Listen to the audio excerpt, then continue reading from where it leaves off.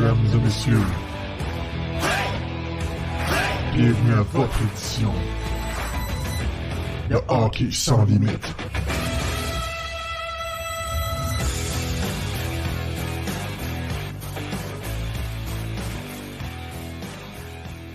Bonsoir tout le monde, bienvenue à Hockey sans limite, épisode du 7 juillet 2022.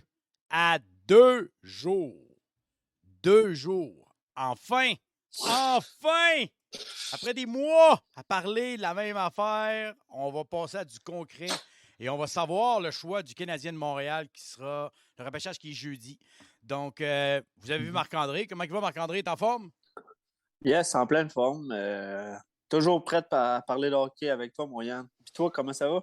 Oui, ça va super bien, super bien. On a eu un beau tournoi de balle là, à peu près une dizaine de jours. Ça a super bien été. J'ai gagné participation, mais on va jouer compétition les prochains tournois. Donc, ouais, c'est vrai, ça va super, super bien. Il fait beau dehors. Je le sais que le monde sera peut-être occupé parce que je sais qu'il fait beau dehors, mais je sais qu'il y a pas mal de partisans qui ont hâte aussi à jeudi soir pour entendre Kent Hughes peut-être parler au premier rang en sélectionnant un des 3 gars qu'on va mentionner durant le show. Donc, on va commencer le show justement avec une nouvelle qui est sortie aujourd'hui. Le rachat du contrat de Colin White. Colin White qui est directement relié aux Canadiens de Montréal. On va juste rappeler aux gens que son agent, avant que Kent Hughes devienne directeur général du Canadien de Montréal, était Kent Hughes. Donc, 1 + 1 = 2. Beaucoup ont fait le lien avec ça. Je ne sais pas ce que tu en penses, Marc-André, le rachat de Colin White qui avait 25 ans, donc en bas de 26 ans. Donc, compte pour 1/3 du salaire pour le double des années restantes. Donc, ce qui n'est pas grand-chose pour les sénateurs. C'est un mouvement qui peut paraître bizarre, mais je sais que tu peux un peu plus l'expliquer pour ceux qui voudraient savoir pourquoi racheter un joueur quand tu as 25 millions déjà en dessous du cap. Il faut comprendre, premièrement, que les sénateurs doivent signer Josh Norris cet été. Et prochainement aussi, il va falloir qu'ils signent Tim Stützle. Fait qu'en partant, c'est déjà un bon pactole qu'ils vont donner à ces 2 gars-là. Mais aussi, il y a quelque chose qu'il faut prendre en note, c'est que cet été, en ce moment, ils ont 14 contrats sur 23 seulement. 27 millions, 14 contrats sur 23, ça laisse pas beaucoup de marge de manœuvre, surtout si tu comptes signer Josh Norris à 8, 9 millions peut-être. J'imagine dans ces zones-là. Il devrait aller chez les zones de Suzuki, je te dirais, là, à peu près dans ce range-là. Zones, à peu près ça. C'est 7,8, 8, 8,5 dans ces zones-là. Mais c'est sûr que tu fais un qui gagne 8,5 millions, l'autre qui va gagner peut-être 7-8 millions. Ça monte très vite. Puis on s'entend, Pierre Dorion s'en est pas caché toute la saison qu'à partir de l'été prochain, dans le fond cet été, il veut frapper fort sur le marché des joueurs autonomes. Parce que pour lui, la reconstruction prend fin puis il veut être vraiment compétitif. Fait qu'il compte signer des agents libres d'Impact. Il veut mettre une bonne équipe sur la glace pour que les sénateurs fassent enfin les séries. Parce qu'on va se le dire, Thomas Chabot, il est déjà rendu à pas loin de 25-26 ans. Il tombe dans son prime, là. Lui, il va peut-être cette année, un moment donné, il va dire « OK, regarde, échange-moi parce que je suis tanné d'attendre. » Ouais. Fait qu'un moment donné, c'est vraiment ça qui fait en sorte qu'ils ont décidé de prendre la décision de racheter le contrat de Colin White. C'était pas le pire des contrats. Il y a qui sur le chat qui dit pour Colin White, s'il se retrouve ici, c'est la fin pour Jake Evans. Mais Jake Evans, tu peux l'avoir sur la 4e ligne à 1 million. Là. Tu peux avoir 4e centre Evans, Colin White, c'est à 3. Tout dépendant qui on repère. Mais là, tu as Dvorak et Suzuki présentement. Là. Mais on verra après ça qu'est-ce qui va arriver. Là. White, qui est bon dans les mises en jeu. Evans est capable de jouer à l'aile. On va le rappeler aussi. Donc, je crois pas que ça peut être la fin de Evans, surtout avec le contrat avantageux de Jake Evans. Oui. Mais pour moi, ça n'a aucun lien. Parce que dans la vie, là, en fait, dans la vie de la Ligue nationale, c'est pas parce que tu as un joueur, tu en obtiens un, que tu t'échanges l'autre automatiquement. Ça se peut aussi que tu aies de la grosse profondeur à une certaine position, puis tu te dises, OK, parfait, je suis capable de vivre avec ça. Admettons, là, donne un exemple. Là. On n'échange pas de Dvorak, on signe Colin White. Fait que là, tu te ramasses, admettons, avec Suzuki, Dvorak puis Colin White qui s'interchangent, puis tu as un Jake Evans à 1,7 million sur la 4e. C'est raisonnable. c'est très raisonnable comme quatrième centre à 1,7 million. Ouais. C'est peut-être un peu plus, mais en Jake Evans, il va t'en donner un peu plus aussi. C'est un quatrième centre de luxe en ce moment. C'est entre la troisième et la quatrième chaise dans son cas. T'sais, on attend qu'il prenne le prochain step pour vraiment être vraiment régulier dans sa production. Mais je ne vois pas l'intérêt de signer Colin White puis automatiquement échanger Jake Evans quand tu peux avoir les deux. Tu n'as jamais assez de bons centres. Des centres, tu peux tasser ça à l'aile, mais de l'aile, tu ne peux pas l'envoyer au centre. Puis on le fait avec Drouin. Oui, parce que il peut t'arriver une blessure n'importe quand. Hein. Exact. Si la ligne de centre reste, mettons, avec Colin White, avec Suzuki, Dvorak, White, puis Evans, Ouais. ça t'empêche pas d'en bouger un à l'aile, puis d'acquérir un centre top 9 ou n'importe quoi. Puis même Colin White peut bouger à l'aile. C'est comme Dvorak, lui, on va s'entendre que lui, c'est vraiment un centre. C'est un gars 56% des mises en jeu. Lui, il y a une game qui est la ligne de centre. Idéalement, ce serait sa troisième. Là, on verra quel sera le choix du Canadien de Montréal. C'est là que ça va venir. Est-ce que si c'est Shane Wright, est-ce que Wright va être prêt à faire le saut avec le Canadien de Montréal la saison prochaine? Ça, c'est une autre question qu'on va pouvoir se poser. Est-ce que Slavkovski pourrait venir, si c'est lui, viendrait prendre un spot à l'aile, donc il ne touche à rien à ta ligne de centre? Puis ensuite, tu as Cooley, qui est un centre, mais qui lui risque de retourner en NCAA sûrement encore une saison au moins. Peut-être deux, on ne sait pas. La NCAA, on sait que c'est imprévisible. Donc, il y a beaucoup d'affaires. Là, Guy, tu fais quoi de peeling? Tu fais-tu de peeling à l'allié gauche? Ouais. Moi, peeling à date ne m'a pas montré que c'était un centre dans la Ligue nationale de hockey à date. Mais rien t'empêche de faire une rotation entre Peeling et Evans à 4 au centre. Tu peux en avoir un qui est fort d'un bord puis l'autre qui est fort de l'autre. Si je ne me trompe pas, il y a un droitier et un gaucher dans les deux. Là. Si je ne me trompe pas entre Peeling et Evans. Oui, exact.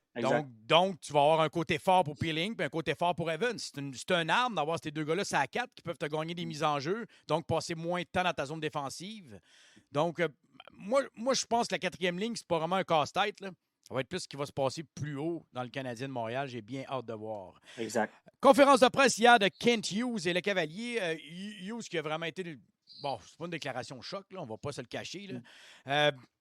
On sait qu'avec ce qui se passe présentement, il y a 3 noms qui sortent en avant-plan pour le premier choix du Canadien de Montréal.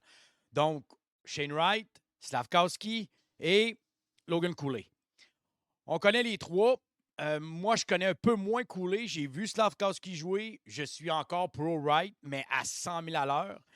Quand j'entends les journalistes me dire ou les recruteurs dire ces 3 gars du même niveau, c'est justement ça qui fait en sorte que je suis encore plus pro-Wright.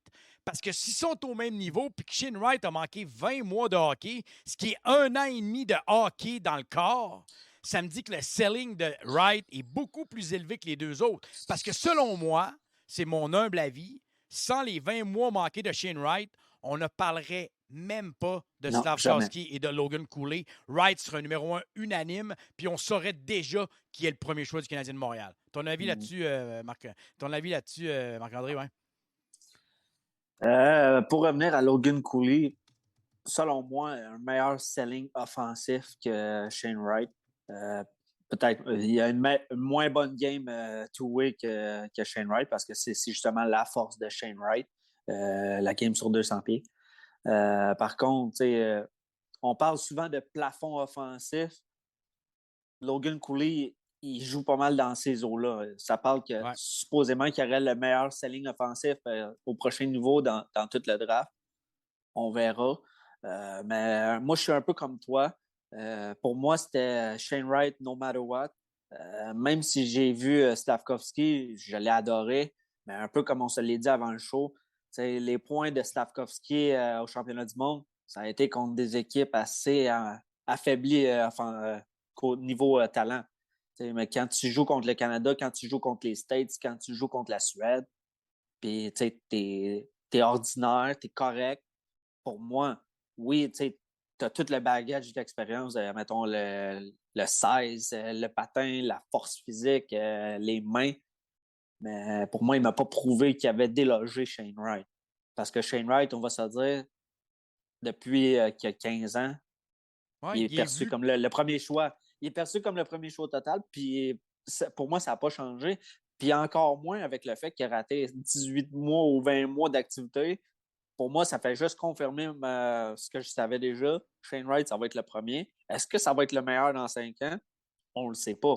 Personne ne veut le savoir. Personne ne le sait. Puis ça, Personne. c'est dans toutes Cale les McCarr, drafts. Cale McCarr, 4e. Aujourd'hui, là, ils sont premiers haut la main de ce draft-là. Ils sont premiers. Exactement. C'est un très bon exemple. Puis je pense, de mémoire, il est sorti de la même année que Nico Hischier.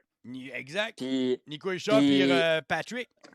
Puis ça reste un bon choix. Ça reste un bon choix, Nico Hischier. Oh, parce qu'au moment du draft, c'était le meilleur disponible. C'était le meilleur disponible. Tu en avais certains qui ont mis Cale McCarr premier, mais la plupart ont mis Nico Hischier premier. Puis c'est bien correct. Mais tu ne peux pas te fier. Ouais, dans 5 ans, ça se peut que, mettons, Lekerimaki soit le meilleur. Ça se peut. C'est bien correct. Puis comme on dit, le draft, c'est une science inexacte. Tu ne peux pas prévoir. Tu fais des projections, tu espères que le joueur va atteindre ces projections-là, mais tu ne peux pas le savoir. Tu ne peux pas le savoir parce que tu te fies sur ce que tu as en ce moment.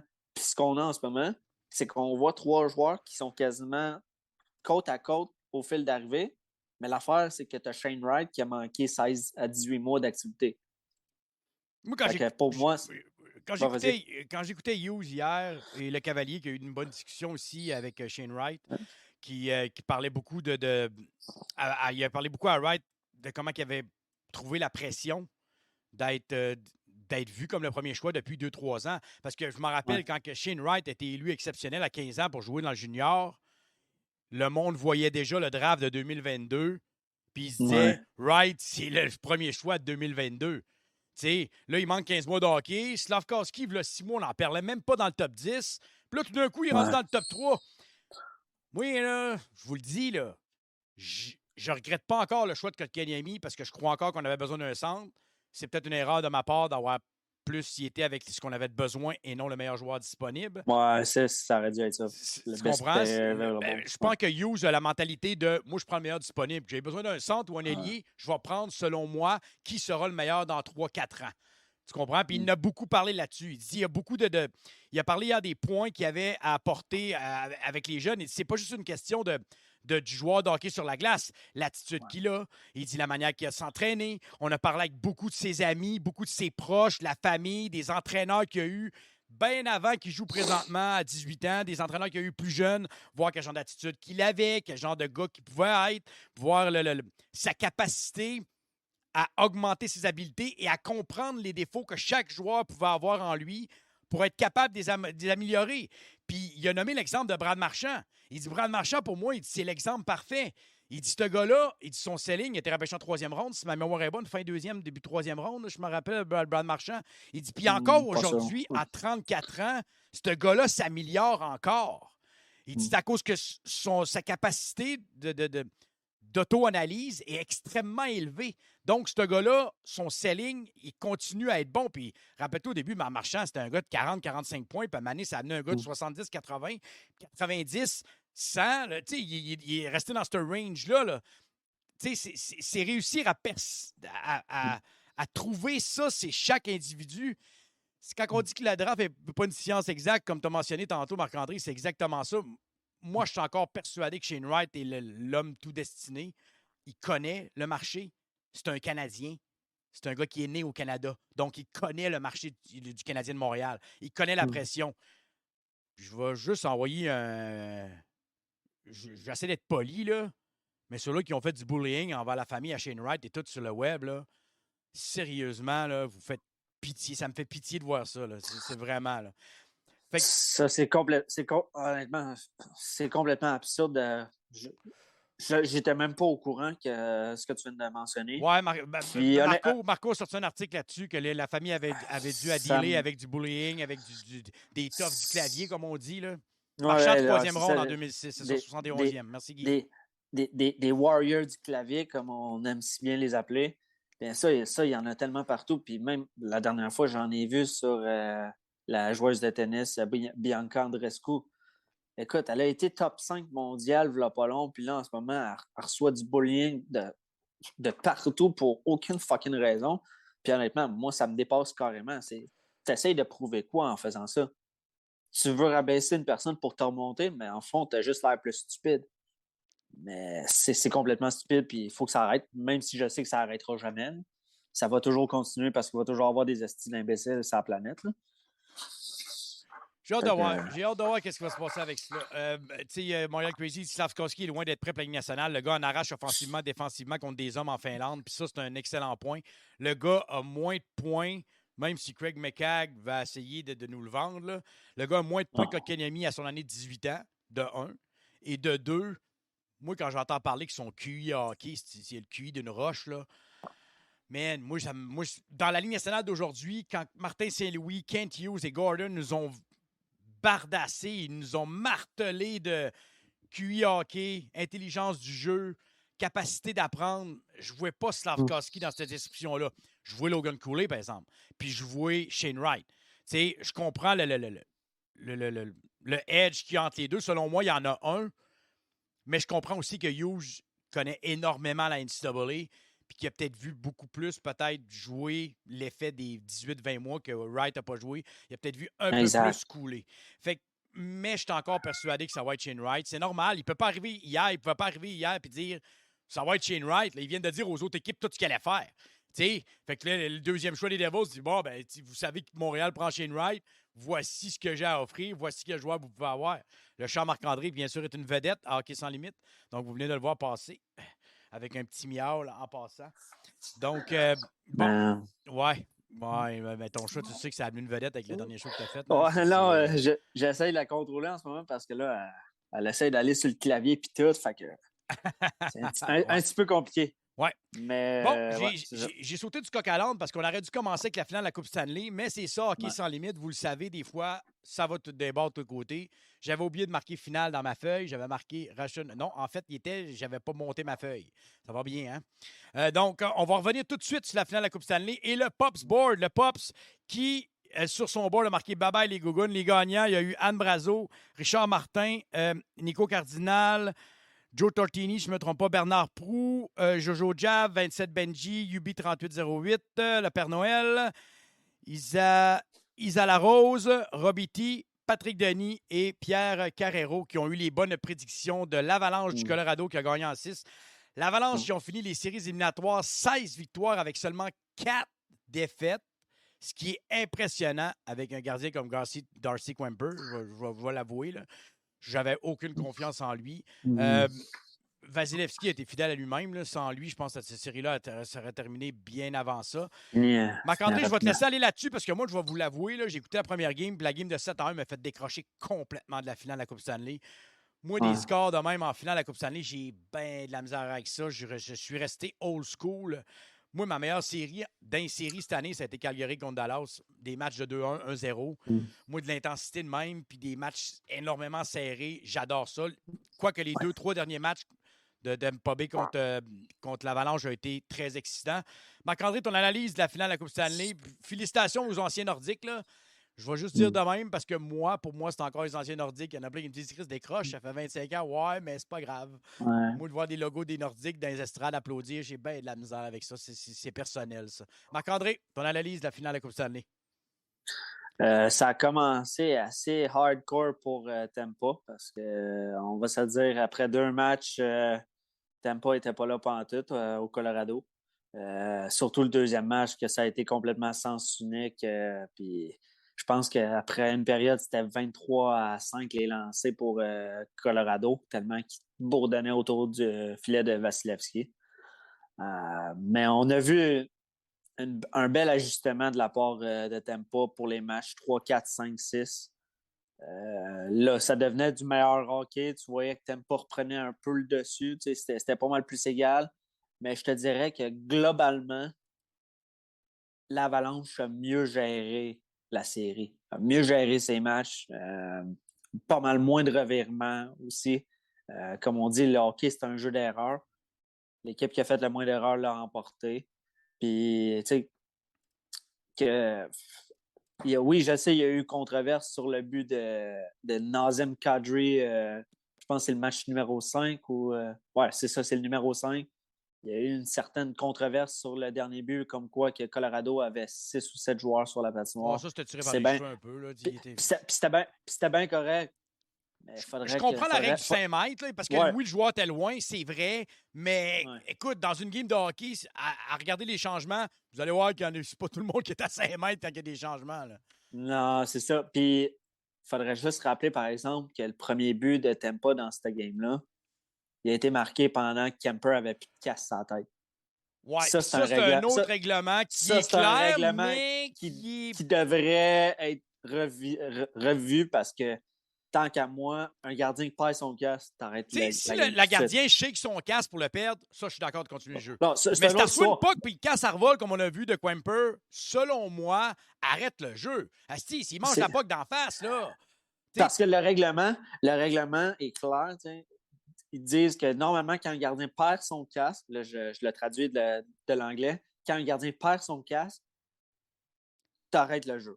Par contre, s'il y a une action offensive qui est autour du filet, une bonne chance de marquer, il faut que tu attendes que l'équipe adverse ait Ouais. possession de la rondelle. Puis ça, selon moi, c'est là que la LNH se tire dans le pied. C'est que là, tu parles de protéger tes joueurs, mais là, tu ne les protèges pas pendant tout parce qu'avec les shots qu'ils font là, à 90 000 à l'heure, à 95 000 à l'heure, le gardien, il n'a aucune chance. Là. Il va se faire défoncer le nez, il va se faire défoncer la joue. Selon le règlement, le but était bon. Mais le règlement doit être corrigé en fonction il doit de être ça. corrigé.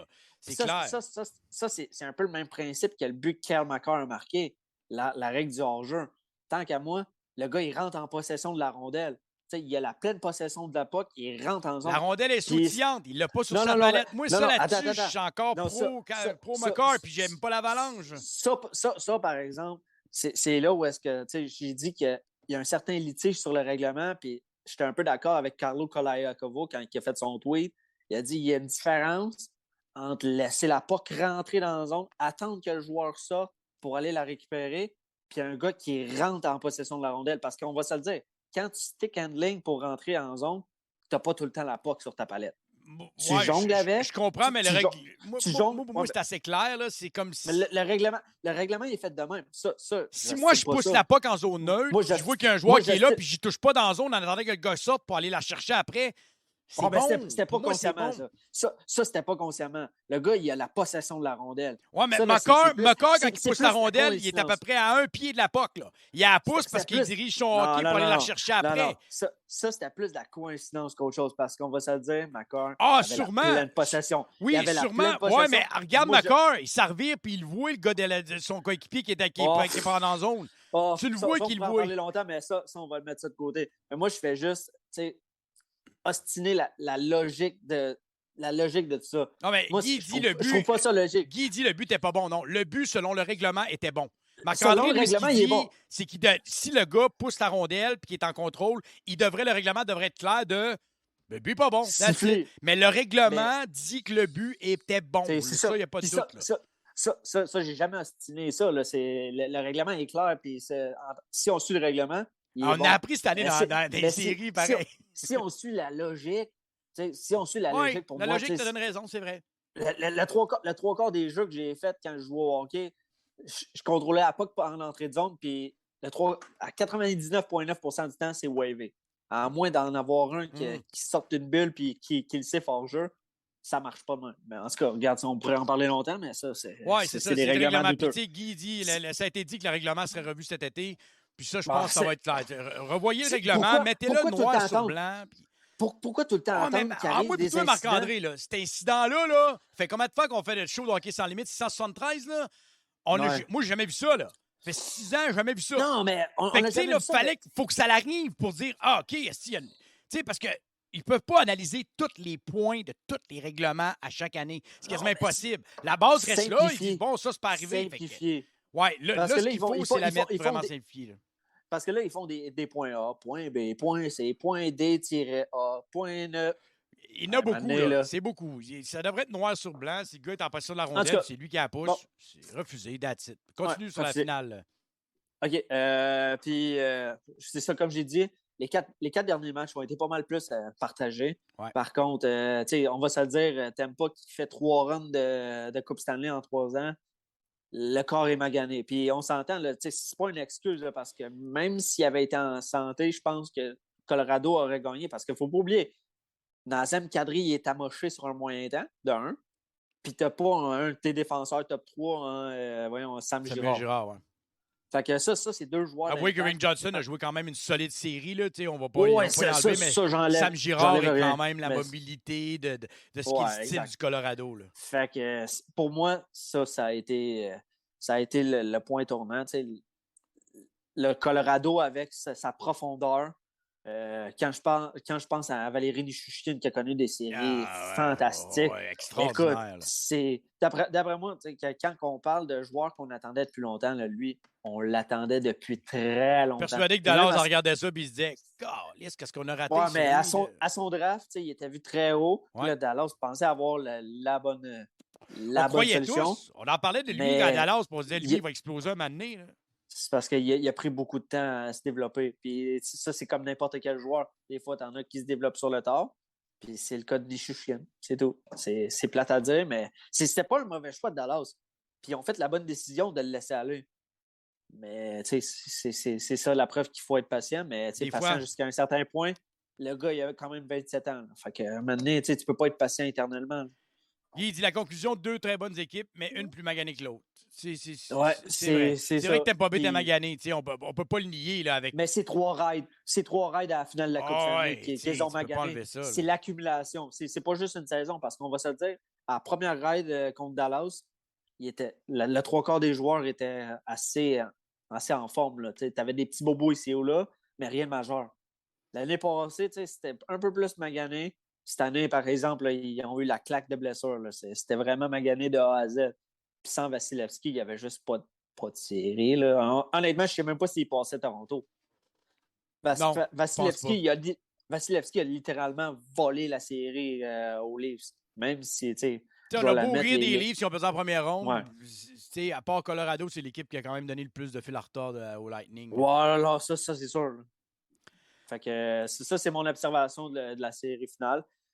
C'est sûr que les meilleurs de l'Avalanche ont été le meilleur dans toute la série. Les McKinnon qui s'est réveillé au bon moment. T'as les Landeskog aussi qui a scoré des gros goals. T'as Rantanen qui, lui, est tout un passeur. Le gars, il était présent. Puis, comme j'ai dit, la profondeur a fait la différence. Tu regardes le quatrième trio, c'était Sturm avec Darren Helm, puis voyons, le quatrième, c'est Cogliano. Ouais. Un trio que quand tu menais par 2 buts, 1 but, ben, t'envoyais ça à la glace. Ben, c'était des effectifs qui étaient complètement brûlés de tempo parce que, justement, ils jouaient beaucoup. Je crois que que- tu sais, la perte de Braden Point était énorme pour le Lightning. On va pas se le Ouais, cacher. Là, ça, tu sais. c'est sûr. Ça, c'est Braden sûr. Point reste selon moi, le top 3 attaquant avec Kucherov, Stamkos et lui. Là, Ouais. quand tu perds un de tes top 3 puis Braden Point joue sur un autre trio que les deux autres, tu perds un morceau qui est quand même Mais il était assez magané. important. On va rien Point- enlever à Point était Cirelli, magané. qui a connu quand même une bonne série, mais c'est pas Braden Point. Là. Là, Non. c'est comme remplacer Suzuki par Dvorak. Là, Dvorak va faire la job, mais Suzuki va t'en apporter pas mal plus. Ouais. Braden Point, C'est sûr. c'est un peu cette comparaison-là que j'avais vue quand je regardais la game. Là. Le gars, centre défensif, bon des face-off, qui est capable de neutraliser Ouais. les trios adverses, mais Braden Point, il fait ça, lui, mais en faisant des points à l'autre bord. C'était un peu ça la différence entre les deux équipes. Félicitations, Colorado. Écoute, crois-tu que Colorado a l'équipe pour répéter ce que le Lightning vient de faire? Parce qu'on va se dire, le Ça dépend high-pace des game moves. que Colorado avait, puis durant cette série-là, de jouer énormément rapide. J'ai rarement vu une équipe jouer avec aussi de rapidité. Là. J'ai beau les détester, je suis capable de remarquer que c'était quand même une excellente équipe de hockey. Là. Le high pace de cette game-là, crois-tu que c'est un modèle que pas mal la majorité des équipes vont vouloir copier? Parce que c'est ce qu'on parle depuis 1 an ou 2, là. Cette rapidité Mais les d'exécution-là. Là. Mais les Habs ont bâti leur club par le repêchage. Quasiment tous leurs top joueurs ont été bâtis par le repêchage. Tu regardes, admettons, ils ont ajouté des pièces maîtresses par transaction, mais ça, c'est avec les prospects qu'il y avait, puis c'est avec les choix qu'il y avait. Fait que dans le fond, ça a été bâti par l'intérieur. Tu regardes des McKinnon, tu regardes des Rantanen, tu regardes des Mais Kellen qui est rendu à 29 ans, là, il n'est plus un non, genou, là. non. McKinnon a 26. 27 ans. 27 ans, excuse. Oui, c'est ça, c'est bon. Ouais, Fait que, tu sais, McKinnon, c'est incroyable comme joueur. Puis tu regardes même défensivement l'échange pour Samuel Girard. Ça part de l'échange de Matt Duchesne. Tu regardes, admettons aussi Eric Johnson. Ça a été échangé dans l'échange, si je ne me trompe pas, de pas Anthony Stewart, là, mais Chris Stewart, de mémoire. Tu regardes Bowen Byron, un gars comme voyons, Devon Taves qui a été acquis par deux fois deux choix.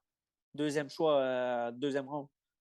Fait que c'est toute l'Avalanche qui a bâti de A à Z, puis qui l'a bien bâti parce que tu regardes Sam Girard, il a été blessé.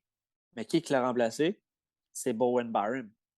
Ouais, c'est lui qui l'a remplacé dans l'organigramme, là, pas dans l'alignement, là, mais Byron non, a pas dans l'alignement, mais Byron il a step up. Il a steppé up. Il m'a impressionné, moi. Moi, c'est un des gars de Colorado qui en santé. C'est juste ça. Sa lacune, c'est la santé. S'il peut rester en santé, ce gars-là est incroyable sur la glace. Il a la mobilité, il a la rapidité. Il est mobile, rapide, bonne relance, il a un bon tir. Puis, tu sais, il a des bonnes mains aussi. C'est un gars qui peut accumuler son lot de points. Puis, ils sont bien entourés, là, à l'Avalanche. Puis, on va se le dire, mais par exemple, la perte de Josh Manson, ça pourrait être... C'est ça qui fait en sorte que je ne sais pas s'ils pourront le répéter. Ça dépend des acquisitions qu'ils vont faire, par exemple. Parce que là, tu risques de perdre un Nazem Kadri, tu risques de perdre un Josh Manson, tu risques peut-être même de perdre un Darcy Kemper. Fait que rendu là, qu'est-ce qui va arriver? Ça va dépendre des moves qu'ils vont faire. Mais la fenêtre est ouverte pour l'Avalanche. Ils vont y aller, ils vont rentrer dedans. Puis je ne suis pas inquiet qu'ils vont remplacer les joueurs qui ont besoin de remplacer s'il y en a qui s'en vont. Parce qu'on va se dire, Nazem Kadri. Il veut 8-8. Il a connu sa meilleure saison. Les rumeurs disent qu'il veut 8-8. 8 ans, 8 millions par année. Là. Pour moi, non. Il y a une équipe qui va donner, tu sais, comme moi. Non, c'est impossible. Mais Matt Duchesne, on disait ça, puis Kadri, c'était un peu comparable selon moi. Mais il est rendu à 32 ans. 32 ans, 8 ans, il n'y a pas un club qui va donner. 6 ans, ça se peut. 5 ans, puis même là, c'est beaucoup. Parce qu'on va se dire, avec le style de jeu que Nazem Kadri préconise, c'est propice justement à avoir beaucoup de blessures. C'est un gars qui est intense, qui est physique, qui est mis en échec par-dessus mise en échec, qui va bloquer des tirs, qui va aller dans les mêlées générales, puis ainsi de suite. Le gars, il est tout le temps dans l'action, puis il rentre sous la peau de l'adversaire. C'est un gars très baveux, Nazem Kadri. Fait que, tu sais, toute sa game mise ensemble, en haut de 5 ans, selon moi, c'est la pire erreur qu'un DG peut faire. Il va avoir 32 au mois d'octobre, mais tu sais, je suis d'accord avec toi. Là. Moi, je pense qu'une équipe va lui donner 6. 6, ça serait le maximum. Parce qu'en haut de 6, là, écoute, tu ne peux pas t'embarquer là-dedans. Tu peux pas t'embarquer là-dedans. C'est cher. C'est cher à l'âge qu'il a. Saison. Ben, s'il l'avait eu, mettons, à 27 ans, là, j'aurais dit, OK, parfait. Il est dans son pied. Mais là, il va régresser prochainement. Quand il va régresser, ça, on ne le sait pas. Mais si puis ça sera peut-être l'année prochaine. Parce que il y a peut-être une saison comme ça parce qu'il jouait avec. S'il régresse à 8 millions, là, wow! Écoute, ça va péter là où est-ce qu'il va signer. Là. Wow, c'est sérieux. Ça serait le genre de move que mon bon chum Chuck Fletcher serait capable de faire. Là. Mais, tu sais, il a signé Kevin Hayes à 7 millions par année. Puis pour ceux qui ne me connaissent pas sur le chat, moi, tu sais, j'ai beaucoup d'amour pour Chuck Fletcher. Beaucoup d'amour. Autant qu'avec son chat. Ouais, exact. Ouais, quasiment. Beaucoup d'ironie. Ouais, beaucoup. Je vais revenir aussi. On sait, on a eu des rumeurs, mais Mike Greer, ça a été confirmé, il devient le premier DG noir à devenir dans l'histoire de la Ligue nationale de hockey. Il va devenir DG des Sharks de San Jose, donc un autre pas vers en avant, ça c'est bon. On sait qu'il y a une femme qui a été nommée entraîneur adjoint dans un club de la Ligue américaine de hockey. Je l'ai vu passer tantôt, je ne l'ai pas CV dans mes affaires, donc ça c'est mon erreur. Mais je veux parler de Ryan McDonough. L'échange de Ryan McDonough au Prédateur de Nashville, on va se le dire, ça c'est un cap dump. Je vais vous expliquer selon ce que Nick Caprios a sorti sur la manière que ça s'est passé. La façon dont on me l'a décrit était que je ne pense pas qu'il était ravi d'aller à Nashville à ce stade-ci. Il y a un certain contrôle avec la clause de non-échange, mais la clause de non-échange n'est pas un non-mouvement. Et apparemment, s'il n'acceptait pas d'être échangé, il allait être envoyé au ballottage et Tampa Bay avait un engagement de Columbus pour le réclamer. C'est ce que, selon Nick Caprios, a entendu. Donc, ça voulait dire tu vas à Nashville ou tu te fais réclamer à Columbus. Tu as le choix. Donc, c'est comme un peu jouer avec la clause en échange parce que selon moi, McDonough n'avait pas Nashville sur sa liste d'équipes à être échangée.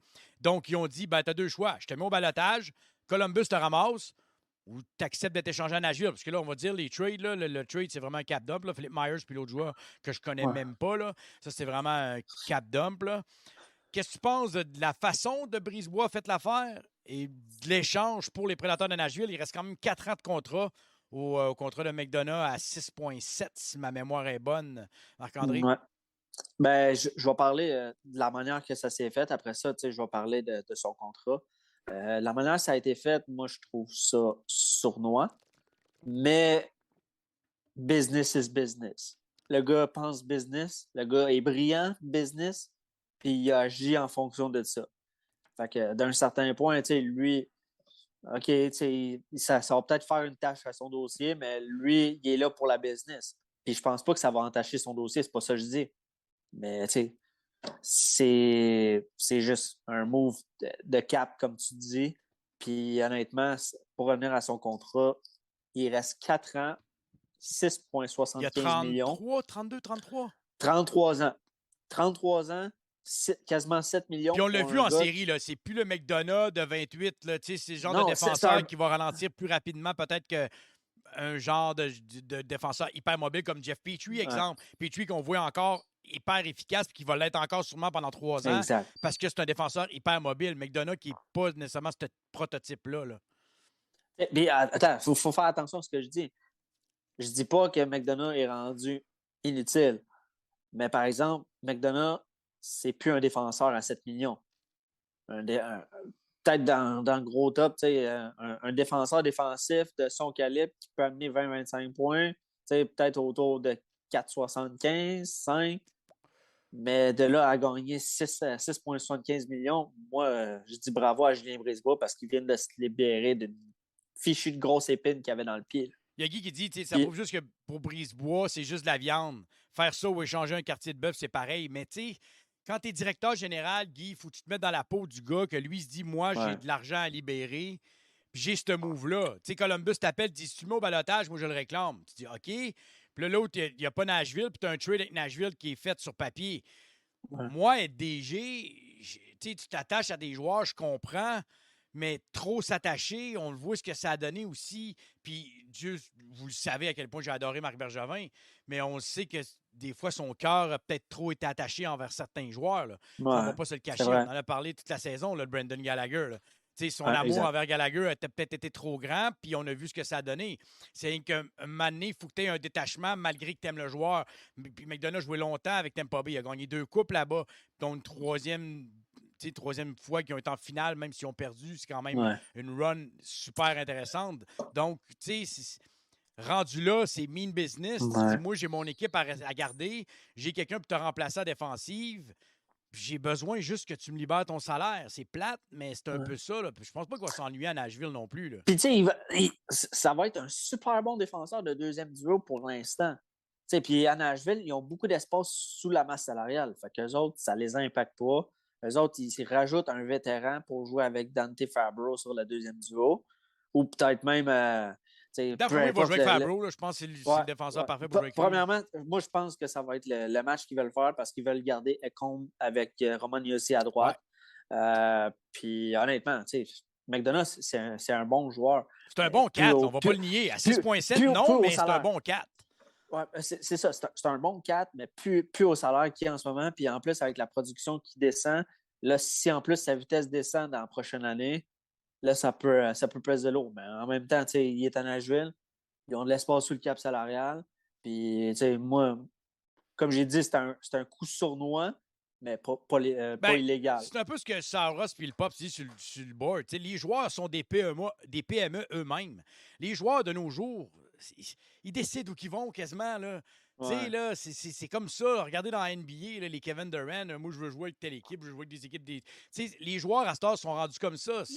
C'est des PME eux-mêmes. S'ils ne sont pas heureux, si McDonough n'aurait pas été heureux à Tampa Bay, là, il aurait été à Brisebois et il aurait dit « Change-moi ». Quelle différence qu'il y aurait eu? Envoie-moi n'importe où, mais change-moi, je ne suis pas heureux ici. Fait que, un moment donné, les DG, ils font, bon, ben... Ils prennent les devants. Oui, Ils tu prennent n'as pas les le devants. choix. Tu n'as pas le choix. Tu sais, je peux Pas pas le en choix. vouloir du move de Julien Brisebois. La manière que ça a Non. été fait, c'est un peu sournois, comme tu as dit. Là. Tu sais, c'est un peu. Écoute, c'est ça ou ça. Tu as deux choix. Là. Moi, ta clause, je Ouais. m'en fous. Là. C'est ça ou je fais mon balotage. Fait que l'option est là. Brisebois, on le sait que c'est un maître pour utiliser tout ce qui est convention collective. Ben Très là, fort, c'est ça qu'il a très fait. fort. Ça, c'est ça qu'il a fait. Là. McDonough va faire oh shit, ben ouais, c'est ça. On a joué l'année passée avec 90 millions, 98 millions de cap salarial. Là. Ben là, l'année prochaine, je peux pas. Fait que c'est ça. Ben là, tu deals avec. Tu Ouais. connais Brisebois, tu sais que c'est le genre de situation qui peut t'arriver. Là. Tu le sais. Ben oui. Ça. Bon, on va y aller avec ce qui se passe un peu à travers la Ligue nationale de hockey. Marc-André, je sais que tu as beaucoup d'avant. On va parler aussi des Penguins de Ouais. Pittsburgh aussi. On a eu des dernières nouvelles Ouais. récemment de Christopher Le Temps aussi. Donc, je vais te laisser aller dans les quelques rumeurs que tu as sorties. On va essayer de vous donner un show d'une heure, Ouais. une heure et quart. Là. Fait que, Ouais. on va y aller avec les rumeurs, puis on va avoir les changements d'entraîneur aussi. Si il y en a pas mal à parler, dont la perte de Ouais. Luke Richardson qu'on va parler dans les changements d'entraîneur. Aussi. Vas-y, Marc-André. Puis là, je prends la balle au bon parce que tu parles de Pittsburgh. Mais c'est ça. Il y a un journaliste de Pittsburgh que j'avais mentionné tantôt, Kovacevic, un journaliste quand même assez réputé à Pittsburgh, qui avait parlé que justement l'entente entre Le Temps et Pittsburgh est quasiment clos. Dans le fond, ils sont très près d'une entente, mais ça ne serait pas 5 ans comme plusieurs mentionnent. Selon moi, c'était beaucoup trop, 5 ans, surtout avec son historique de blessure, puis à 35 ans, mais ça parlerait plus de 3 ans. C'est la seule information qu'il peut divulguer parce que c'est quand même très... J'avais eu des rumeurs d'autour de 7-5-8, mais c'est ce que j'avais entendu. On s'attend à ce que ce soit 7-5-8, mais lui, il ne voulait pas s'avancer parce qu'il n'y avait pas les chiffres. Fait qu'il a juste dit ce qu'il savait, puis c'est bien correct. Moi, je respecte ça. Il y a aussi, dans le dossier, Evgeny Malkin, ça porte à croire que lui pourrait tester le marché des joueurs autonomes. Par exemple, ça serait une énorme perte pour les Pingouins. Par exemple, ça parle beaucoup qu'il serait très intéressé à avoir Trocheck pour le remplacer. Tant qu'à moi, ça serait une très bonne solution de rechange. Pas mal moins coûteuse aussi parce que Malkin coûtait 9,5. Trocheck risque de coûter autour de 5,5 peut-être. Fait que d'après moi, ça serait un bon plan de rechange. Dernièrement aussi, on a beaucoup entendu des nouvelles concernant le gardien des Leafs, Campbell. Ça parle beaucoup des rumeurs comme quoi il serait beaucoup relié aux Oilers d'Edmonton. Puis ça parle d'un contrat de 5 millions pour Jack Campbell. Pour moi, ça serait la pire des bêtises qu'il pourrait faire de signer Campbell à 5 millions. Un gardien, moi je l'appelle un gardien 1B. Parce que c'est un gars qui peut tenir ton club un certain temps, mais après un certain temps, il ne fait plus pantoute la job. Puis à 5 millions, c'est cher la livre, surtout dans la situation précaire que les Oilers sont, on le sait. Hein? Ça serait assez désastreux selon moi, mais ils n'ont pas le choix d'avoir un gardien parce que les gars comme Draisaitl et McDavid vont s'impatienter à un moment donné. Parlant encore des Oilers, il y a beaucoup de rumeurs aussi qui est comme t'avais lancé quoi sur les Oilers, là? Sur le chat, sur le chat. Check bien ça, les Oilers vont aller signer Jack Campbell à 5 millions par année. Parce que là, on sait qu'ils ont perdu. Tu sais, Mike Smith, on le sait, là, ça a été annoncé que sûrement qu'il allait être sur la long-term injury le reste de sa carrière. Puis l'autre, il est parti. Là. J'ai oublié son nom. Le pire, j'ai lancé ça de même. Là. On s'entend, je ne suis pas devin. J'ai deviné. Calcule le salaire des deux que tu avais, là, c'est 6, 5, 7. Mais moi, c'est juste un pressentiment, un feeling comme quoi qu'il allait signer un gardien comme lui ou Kemper à 5 millions, 6 millions. Est-ce que ça va arriver? Je ne sais pas. Mais pour moi, ce n'est pas la solution. Autant qu'il y ait Ville-aux-Soix à Toronto. Qui tu veux voir là? Il n'y a pas grand gardien disponible. Là. Non, on va se le dire. Il n'y a pas grand gardien, mais il faut être créatif. Est-ce que Mackenzie Blackwood pourrait être une option intéressante? Parce qu'on sait que les Devils, peut-être qu'ils en parlaient. C'est déjà mieux. Honnêtement, j'aime mieux ça. J'aime mieux qu'il aille chercher un gars comme Mackenzie Blackwood, qui paye le prix. Là. On s'entend, le Ken Holland il va te coûter un peu plus cher, c'est clair. Ken Holland l'a toujours dit, je ne veux pas payer des hauts choix, des hauts prospects pour un gardien. Mais à un moment donné, tu n'as pas le choix. Là. Hein? Tu t'es fait passer contre l'Avalanche du Colorado. En grande partie, Mike Smith a été fumant contre le Colorado, on va se le dire. Ben, 40 ans, il ne pouvait plus. La 16 au mauvais moment. il accordait des assets au mauvais moment. T'es comme, ouais, non, tu sais, un but between the legs sans aucune pression. C'est un Un gardien qui but est terriblement nerveux. Je trouvais qu'il rendait l'équipe nerveuse devant lui. Il faisait Non, des mais arrêts des fois, puis c'était il comme. y a il y a des matchs où est-ce qu'il était ultra solide. Il était focus dans sa game, mais il est rendu à 40 ans, le bonhomme. Écoute, tu peux pas lui Ouais, c'est demander. ça, c'est 40 ans, là, tu peux pas, là, Tu peux non. pas lui demander la charge d'un gars qui, mettons, un gars de 27 ans, Ah ouais, 28 ben ans non, frais. c'est Là. clair. Voyons, non, le gars, il en a vécu, puis il est au bout du rouleau. Là. On va se dire, là, c'est pas pour rien qu'il est blessé long-term injury toute la saison. Là. Le gars, là, il a poussé son corps au bout, mais d'après moi, c'est fini. Là. Il ne jouera pas de la saison, mais il ne jouera plus. Là. Parce qu'à 40 ans, ça m'étonnerait que tu rates une saison complète, tu puisses revenir et jouer 35-40 matchs. Ça se fait pas. À moins qu'il y ait des genoux miracles ou je sais pas, qu'il y ait des potions magiques. Mais ça, je pense pas. On a vu dernièrement aussi Brock Besser qui a signé 3 ans. Il y a plusieurs qui pensaient que justement, ça allait peut-être mener à un échange de JT Miller. Personnellement, moi, je pense que ce serait la pire erreur que Vancouver pourrait faire. Parce que selon moi, cette année, ça a été le joueur le plus utile des Canucks de Vancouver, JT Miller. C'est un joueur qui peut jouer n'importe où. Écoute, s'il pouvait jouer gardien de but, il le ferait. Il jouait à l'aile gauche, jouait à l'aile droite, joue au centre. Très bon sur les mises au jeu. Bon coup de patin, il est physique. Il a tout du typique forward. Du typique power forward. Mais en plus, il y a des mains. Le gars, il fait du 1 point par game. Fait que pour moi, ça serait la pire erreur d'échanger JT Miller. Oui, il y a la valeur qui viendrait avec, mais en même temps, tu perds beaucoup sur la glace. Tu perds beaucoup sur la glace. Ben oui. Tu peux manager ta masse salariale comme tu veux, mais en gardant JT Miller. Mais l'échanger, pour moi, ce serait la pire erreur. Mais là, bon, si Alvin veut faire ça, c'est libre à lui. Écoute, on en a parlé tantôt, Colin White a été racheté par les sénateurs d'Ottawa. C'est sûr qu'il y a un lien facile à faire à cause que Ken Hughes était son agent avant. Par contre, il ne faut pas oublier une chose, c'est qu'à la date limite, il y avait 14 clubs qui s'intéressaient à lui. 14 clubs. Fait que, on s'entend que le monde. Mais c'est là que je me dis que ça a passé de 14 à 0. Parce que s'ils sont rendus au rachat, c'est à cause qu'il n'y a plus d'équipe qui voulait payer ce salaire-là. Non, mais c'est parce que le seul litige qui portait les équipes vraiment confuses, c'est son 4,75 millions. Mais maintenant, ça n'existe plus. Qui restait 3 ans. Là. Il restait quand même. Mais maintenant, là, tu peux partir une page blanche. Tu décides, OK, parfait, tu peux décider des détails. Par exemple, même s'il y a autant d'équipes intéressées à Colin White, je pense que Ken Hughes, il y a une grosse arme dans sa manche. Il connaît le joueur par cœur. Le gars, il connaît ses points faibles, il sait comment l'amadouer. Est-ce qu'il va venir ici? Je ne sais pas. Je pense pas. Mais pour moi, ça serait une bonne solution. Ça serait une bonne, comment Dan de HSL aime l'appeler, une bonne plug. C'est une bonne plug pour justement de faire le lien entre les jeunes et les vétérans. Fait que, en attendant, ça pourrait faire l'affaire. Ben, Colin White, pour moi, selon moi, ouais. même à 2,5 millions, tu n'as absolument rien à perdre. Parce que si ça ne marche même pas, tu peux 3. l'échanger à date limite. Même à 3, tu peux l'échanger à date limite. C'est une valeur pour le prochain draft. Ouais, exact. Si ça marche, ben, Carlis, tant mieux si ça marche. Tu le gardes. Tu sais, là, ça pour moi, c'est clair. Ouais, ça pour moi, c'est clair. Puis là, je viens de voir la rumeur que j'avais écrite tantôt sur Mikheyev. Ça, pour moi, c'est l'agent de Ilya Mikheyev vient de me perdre totalement parce que selon son agent, il demanderait un salaire de 4,75 à 5,5 millions pour plusieurs saisons. Fait que ça, on s'entend, là, plusieurs saisons, c'est pas 3 et moins. Habituellement, ça tourne autour du 4-5-6.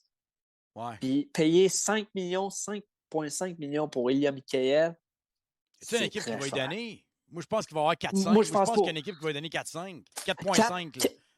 4, oui. 4, oui. 4, ça peut valoir la peine. 5, non. 5, là, tu commences à dépasser et à être overpaid pas mal. 4,5, 4, 4,5 un peu moins, là, mais 4, moi, je pense que ça peut être un bon prix. Là. Sinon, Philippe Forsberg à Nashville, il y a beaucoup de rumeurs aussi, comme le temps. Il y aurait un match possible entre son clan et les Prédateurs. ça parle de 8 ans autour de 8,5 millions. C'est à peu près dans ces eaux-là. 27, ça peut être... 28 ans, Forsberg. Forsberg, il est né en 94. Fait que, tu sais, il a 28 ans, ouais. Il va avoir 28 ans. Mais, tu sais, son contrat, s'il prend 8 ans, il va se finir autour de 34-35 ans. Fait que, tu sais, tu te dis... C'est dans le range c'est correct, là. C'est dans le range que c'est correct. Mais, tu sais, si ça avait été 29-30 ans... Il va avoir 28 au mois d'août. Fait que, tu sais, c'est comme... Ouais, c'est ça. C'est un bon compromis. Puis la dernière que j'ai ici... j'en ai deux dernières. L'avant-dernière, c'est Josh Merrick sur son podcast 32 Thought Podcast qui a dit que selon lui, le choix du CH au premier rang est complètement définitif. Ça, c'est son opinion à lui. C'est personnel. Son choix à lui est déjà fait, puis c'est Shane Wright. Ce qu'on s'attend pas mal tout à voir que ce soit Shane Wright. Par exemple, la seule interrogation, c'est de savoir s'ils veulent le garder dans la Ligue nationale ou dans la Ligue ils veulent le renvoyer dans la Ligue de l'Ontario. Pour moi, personnellement, je pense que si c'est Shane Wright qu'on reçoit, moi, je pense qu'il va jouer ses matchs d'essai, puis après ça, aller dans la Ligue junior de l'Ontario pour récupérer l'année qu'il a perdue. Puis honnêtement, tu sais, c'est pas un désarroi parce que Shane Wright peut jouer dès l'année prochaine. Troisième trio, il peut jouer. Il peut faire le job. Mais dans notre situation, c'est pas nécessaire. Puis dans sa situation... Je pense encore que tout va dépendre du camp. Aussi, un camp moyen, tu le retournes. Il faudra qu'il y ait un camp qui soit top pour avoir ces 9 matchs. Exact. Puis c'est dans ces 9 matchs-là qu'on va jouer dans la saison régulière moi, je pense que là, il va pouvoir se faire une opinion de voir comment que le gars augmente son level. Tu sais, il veut pas. Tu lui donnes des match-ups. Tu lui dis, OK, on veut savoir si tu es capable de jouer 82 matchs ici, là. Ben, au lieu de te faire jouer ça à 3 et d'affronter des 4e lignes, là, on va te faire jouer ça à 3, mais on va te matcher contre la 1 une soirée. On va voir comment tu réagis. On va te matcher contre la 2 une soirée, comment tu réagis. C'est toutes des affaires à réussir à comprendre de ce gars-là. Là. Mais le point focal de tout ça, c'est vraiment le 18 mois qu'il a raté. C'est vraiment ça qu'il ne faut pas oublier. Parce que, je ne serais pas contre. Moi, s'il me dit, là, on repêche Wright, puis il arrive, il fait le camp d'entraînement, puis il dit, on a décidé de retourner junior. Je suis le dernier qui va chialer là-dessus. Mais absolument. Mitch Marner. Mitch Marner a été retourné dans le junior, ça criait à Toronto. Voyons, tabarnak, un 4e show au total. T'as retourné ça dans les mineurs. Regardez Mitch Marner aujourd'hui. Fait que moi, là, tu peux pas ramener un gars trop tard, mais tu peux l'amener trop tôt. Moi là-dessus, là-dessus, je suis vendu là-dessus. Là. Puis la dernière...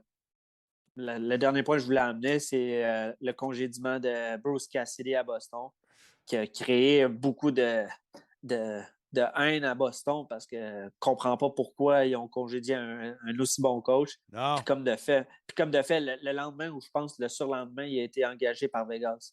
Honnêtement, je pense que c'est le cadeau du ciel que Vegas attendait. Ça a fait 2 semaines, mais le lendemain, il y avait déjà une entrevue avec Vegas. Je pense que Vegas avait fait « Hein?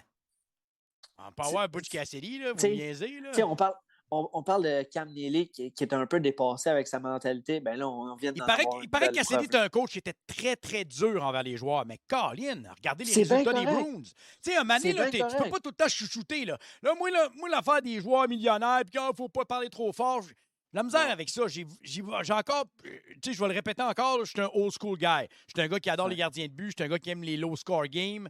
Puis moi, ça, là, tu joues dans la nationale de hockey, tu as un coach qui soit dur ou pas, joue ce que tu as donné, puis joue ta game, puis le coach ne te capotera pas après. Fait que, moi, j'ai pas compris le move de Cassidy. Quand j'ai vu qu'il était congédié, j'ai fait « Hein? » Pour moi, Cam Neely, il a juste appuyé sur le mauvais bouton. C'est aussi simple que ça, parce que le bouton qu'il fallait qu'il appuie, c'est congédier son directeur général. Pour moi, Don Sweeney... Ouais, mais ils l'ont signé. Puis ils l'ont signé, ça c'est encore pire. Ils l'ont pas congédié, ils l'ont signé. Puis la cerise sur le Sunday dans tout ça, il a engagé Jim Montgomery comme coach. Fait que pour moi, là, c'est toute une ça me dérange pas. Montgomery, je pense que c'est un excellent entraîneur. On sait qu'il a eu des problèmes de boisson, il a eu des problèmes, il a été en cure, il s'en est sorti. Je pense que c'est un excellent entraîneur, Jim Montgomery. Puis je crois pas qu'il est si inférieur que ça que Butch Cassidy. Mais quand tu as Butch Cassidy qui t'a donné les performances qu'il a données à Boston depuis qu'il est en poste, t'as aucune... Un gars qui coach pour 640, là, excuse-moi, mais t'as pas de raison de congédier cet entraîneur-là. Il y a de quoi qui s'est passé à l'interne qu'on ne sait pas. Pour moi, il y a clairement de quoi qu'on ne sait pas à l'interne à Boston. Est-ce que ça venait de Neely? Est-ce que c'est Ken Neely qui est le président qui a fait « Je le veux plus, lui, je suis tanné, là. Il est trop bête, il est trop petit, il s'est peut-être passé quoi d'un bureau, une chicane. Je le comprends pas. Il y a de quoi qu'on ne sait pas dans cette histoire-là. Pour moi, c'est officiel. » Tu sais, Mike de HSL a mentionné un très bon point, v'là pas long aussi, là, sur justement ce coach-là. C'est que Cassidy, avec les éléments qu'il y avait en place, a rendu ce club-là pas mal meilleur que qu'est-ce qu'il est vraiment. Parce qu'on va se le dire, là, en dehors du gros trio, là, parce qu'on va se le dire, Boston, c'est un gros trio. C'est Marchand, c'est Bergeron, c'est Pasternak. En dehors de ça, il n'y a pas eu grande stabilité à Boston. Puis en plus, je pense que ça a faussé la donne parce que Boston a donné beaucoup pour aller chercher Hampus Lindholm au trade deadline.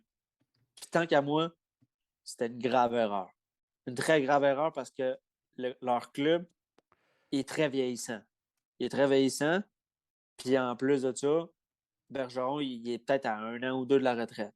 Ah, Bergeron, lui, Fait que il a été catégorique. Lui, c'était Boston où je prends ma retraite. Là. Fait que là, tu sais, il reste peut-être 1 an ou 2 maximum. Puis après ça, ils vont penser à échanger Marchand. Ils vont penser à échanger Pasternak. Puis déjà là, ça parle peut-être d'échanger Pasternak. Là. Ça venait une autre rumeur qui a flotté dans l'air pendant qui un est certain farfelu temps. tant qu'à moi. S'ils font ça, moi, Moi, je sais jamais. Je sais pas. Là. Je sais pas si c'est vrai. Est-ce que ça va se concrétiser? Mais ça dépend. Tout dépend, mettons, de la longévité de la blessure à Marchand. Puis, écoute, dans quelle direction ils veulent aller? Parce que tant qu'à moi, t'as un groupe d'attaquants quand même assez âgé, mais t'as un groupe de défenseurs quand même assez jeune. Parce que t'as McAvoy qui n'est pas très vieux. T'as Brandon Carlo qui n'est pas vieux. Lindholm non plus, il n'est pas très vieux, à 27 ans. Puis t'as Matt Grechik non plus qui n'est pas très vieux, à 26-27 ans. Fait que ton noyau de défenseurs top 4, il est autour de 20 à peu près 26-27 ans. Fait que là, c'est là. Puis là, en plus, dernièrement, il y a Swayman qui commence à prouver qu'il est de calibre NHL. Est-ce que ça va se concrétiser? Je ne sais pas.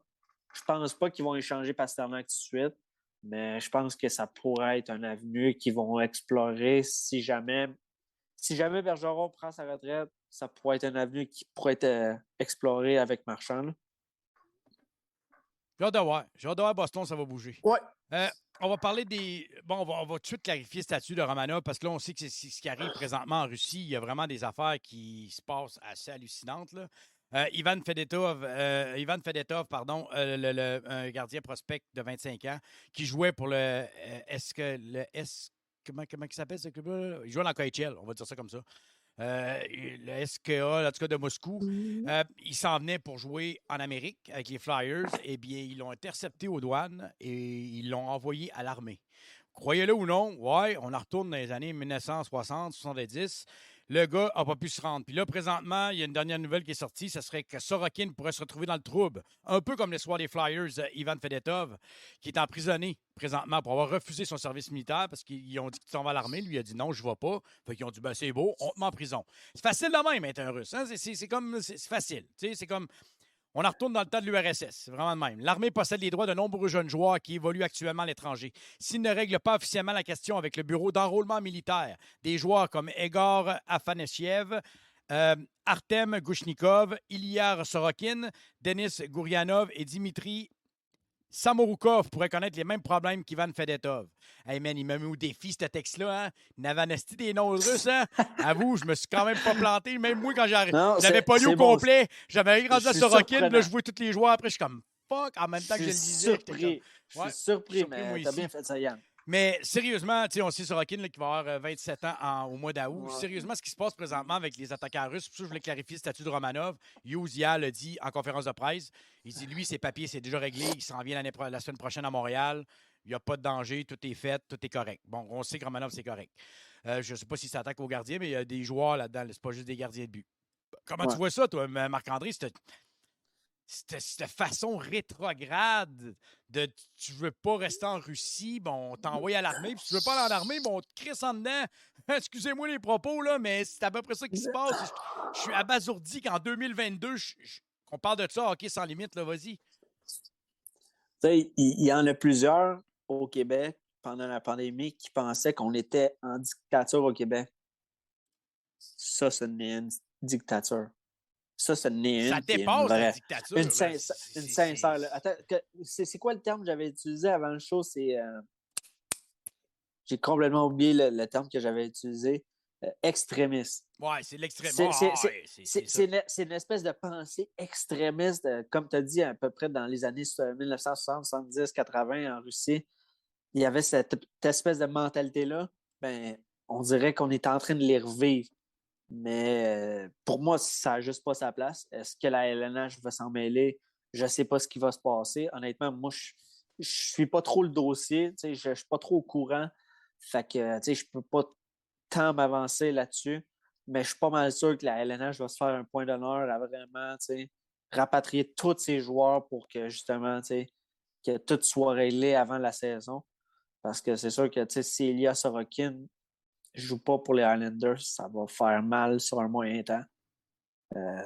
Les autres, Samokov et compagnie, c'est pas mal plus du stock de Ligue américaine, mais même là, ça reste quand même assez chien selon moi. Là. Tu ne peux pas forcer quelqu'un à aller dans l'armée quand.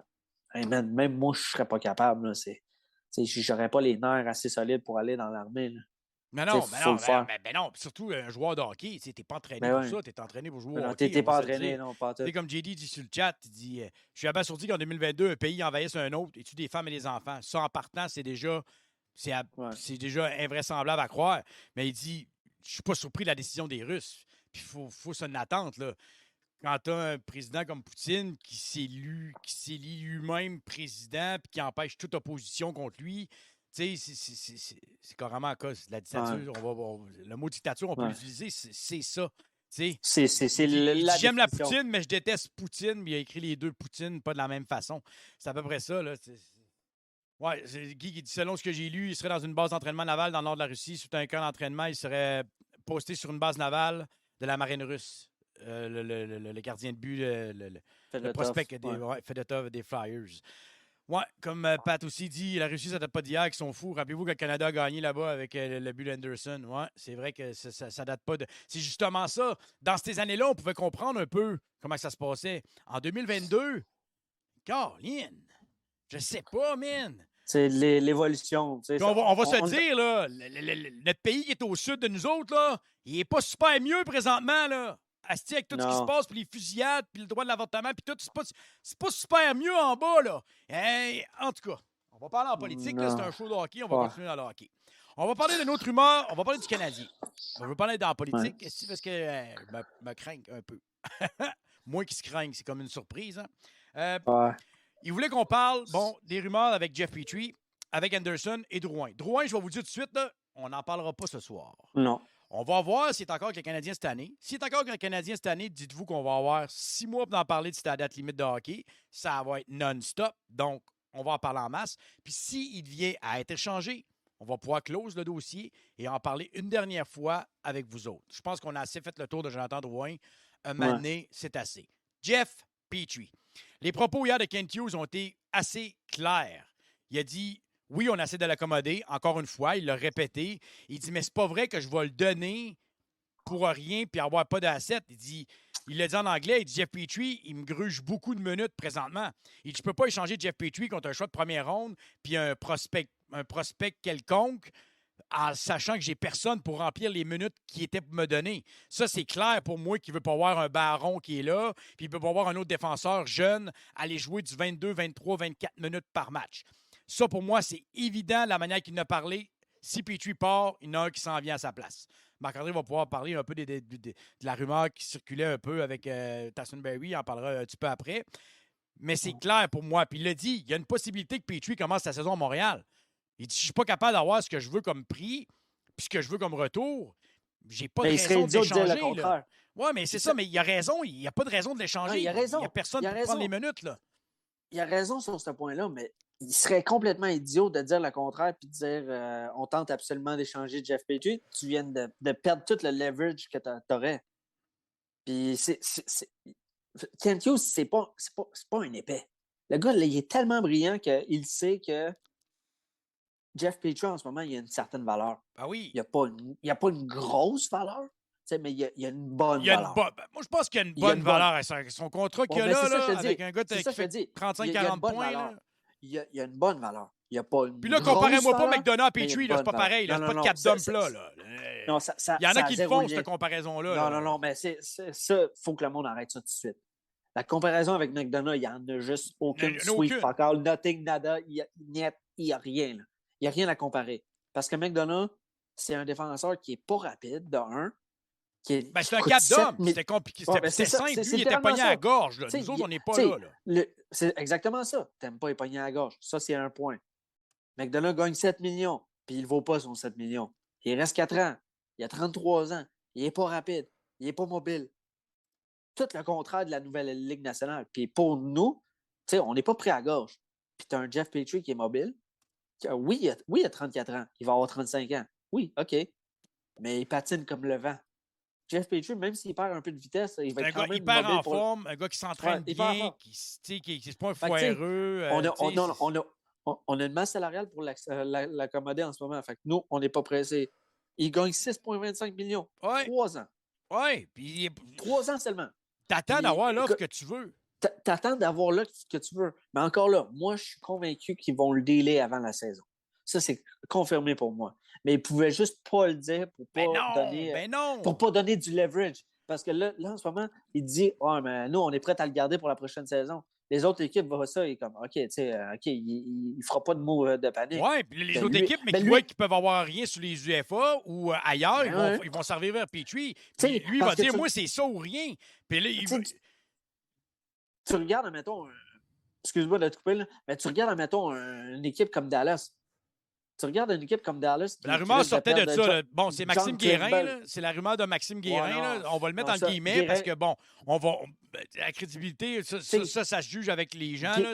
Mais bon, la rumeur serait que Dallas voudrait Petrie, mais aussi Mike Hoffman pour combler la perte de Radulov.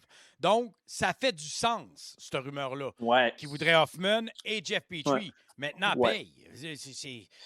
C'est pas le choix. Là. Parce qu'on va se dire, là, on va juste dire un dernier point sur Max Guérin. Il y a zéro crédibilité, ce gars-là. Par exemple, j'en ai vu plusieurs autour de la Ligue nationale mentionner Dallas. Fait que dans le fond, il n'est pas si fou que ça. Puis j'ai vu une autre rumeur aussi, justement, que Dallas voudrait remplacer Radulov, comme tu as dit, pour jouer avec Seguin puis Ben. Fait que, d'un certain sens, ça a du sens, ces deux-là. Ça aurait du sens. Maintenant, si tu combines les deux salaires ensemble, ça fait pas loin de 11 millions. Pas loin millions. de 12. Pas loin de 11. 11-12. Pas loin de 11, excuse. C'est 6,25, 4,5. Fait que c'est 10,75. Ouais, 10,75. Fait que là, tu sais, tu as 10,75 qui s'en vient dans ton club. Fait que là, tu sais, tu as du salaire, il faut qu'il revienne de l'autre bord. Puis, tu sais, le CH, il s'en fout d'avoir des cap-dumps pour un an, là. Tu sais, anyway, cette année, là, ça risque d'être Dallas ça. Qui a présentement 18 millions sur le cap salarial. Mais Jason Robertson n'est pas signé. Ça, il va te coûter cher. Voilà. On va s'entendre, lui, là, c'est clair. Mais c'est le seul. Dans les autres, tu as Studenic, tu as Michael Raffel, tu n'as rien de très, très important. Tu as 6 défenseurs de signés avec Lyndon Sutter, Nkapa, Harley, Joel Henley, puis Escanen. Donc, tu as un trou là, que tu peux combler. Là. À savoir qu'est-ce que tu peux aller chercher, là, c'est une autre question. Tu avais Gourianov qui pourrait être intéressant, mais là, je l'ai mentionné tantôt dans les joueurs. C'était Artem Gourianov. Je pense pas que c'est le même. Non. Lui, c'est Denis Gourianov. C'est pas le même. Lui, il s'appelle Denis Gourianov. C'est ça. Puis 2,9 millions. Donc, ça, c'est peut-être un genre de jeune que les Canadiens risqueraient. Parce que je pense pas qu'ils vont changer Ince. Puis je pense pas qu'ils vont changer Faxon non plus. Il n'y a aucune chance. Il n'y a aucune chance qu'ils échangent Ince. Fait que ça a un peu plus de probabilité. Mais Roope Hintz, on peut oublier ça parce que le gars, il remplit toutes les cases. Ouais, puis il reste RFA. Là, physique, il reste RFA. Puis il est en bas de 25 ans. Fait que Dallas perd absolument tout à l'échanger. Fait que pour moi, ça, c'est réglé. Maintenant, Dallas avec Petrie et Hoffman, ça ferait du sens? Oui. Est-ce que Dallas va payer une fortune pour ces joueurs-là? Non. Parce que c'est quand même des joueurs assez âgés. Mais le noyau de Dallas, avec Ben, Seguin et compagnie, avance dans la trentaine. Avec Joe Pavelski en plus. Fait que leur fenêtre, ils sentent que ça s'en vient prochainement. Fait que d'après moi, ils vont faire un push cet été. Tu sais, JD qui Mais dit ça, Pierre Lebrun, tu crédible, lui ici, il parle de Dallas pour remplacer Kimberg. Je comprends le move de Ouais. remplacer Kimberg, mais les propos de Kent Hughes ont été clairs. Je ne vais pas remplacer Petrie pour un choix au repêchage puis un Non. jeune. Je veux un vétéran pour le remplacer. Donc, Mais avant d'échanger Petrie, comme tu crois qu'il va faire, puis je suis encore, moi aussi, je suis dans le 60-40, je te dirais 65-35 peut-être, que Petrie va partir, là. Mais il va s'assurer d'aller chercher quelqu'un d'autre droitier. exact. Puis ensuite, il va dire voilà, là, il va le faire ton deal contre. Comme JD mentionne que le 18e show au total, que Kent Hughes serait intéressé par le 18e au total. Fine, c'est une bonne base de deal. Le premier choix, 18e, Jeff Petrie, rajoute un prospect B, ça se deal. Il y a de quoi à faire dans ce move-là. Là. Mais assure-toi d'avoir quelqu'un pour le remplacer. C'est d'où la rumeur que tu parlais. On va se dire. Parler hors d'onde. Si tu veux acquérir, mettons, un premier choix pour Jeff Petrie, il faut t'acquérir un contrat indésirable. Fait que ça, c'est automatique. Il faut que Anthony Dobbin s'en vienne à Montréal. C'est automatique, c'est scellé, c'est booké. Il faut que tu acquières un contrat misérable. Puis ça, c'est vraiment le cas de Anthony Dobbin. C'est pas lucratif, mais c'est indésirable pour eux autres. Fait que si tu veux les accommoder, tu peux l'avoir. Moi, mon thinking là-dessus, c'est que je pense que Jeff Petrie peut rapporter un choix de deuxième ronde, puis un prospect. Maintenant, si Dallas veut vraiment se départir d'un salaire, là, c'est sûr que tu peux augmenter à premier choix puis prospect B. Fait que là, tout ça se gage. Puis un peu comme on parlait tantôt, est-ce que, on a entendu plusieurs rumeurs dans les derniers mois comme quoi que Montréal serait intéressé à Tyson Barrie. C'est pas la 8e merveille du monde. On le sait tout. Tyson Barrie, c'est un gars one-way offensif. C'est pas un gars défensif, mais anyway, il reste 2 ans. Mais il peut te prendre un 20-22 minutes. Avec Edmondson, il peut. C'est tout ce qu'on demande. Ouais. C'est tout ce qu'on demande. Qu'il prenne les minutes. Parce qu'on va se le dire, il va être jumelé à un gars plus défensif. Puis c'est un vétéran. Il va faire 2-3 erreurs. Il va oublier ça, lui. Il va revenir. C'est bien correct. Il est habitué de ça. Là. Puis, comme j'ai dit, Ardon, on ne vise pas la Coupe Stanley. Là. On n'est pas là pour remplacer, pour filer des trous pour justement viser la Coupe Stanley. Fait que dans le fond, ça serait une plug pour remplacer Jeff Petrie. Puis il ferait le rôle parfait.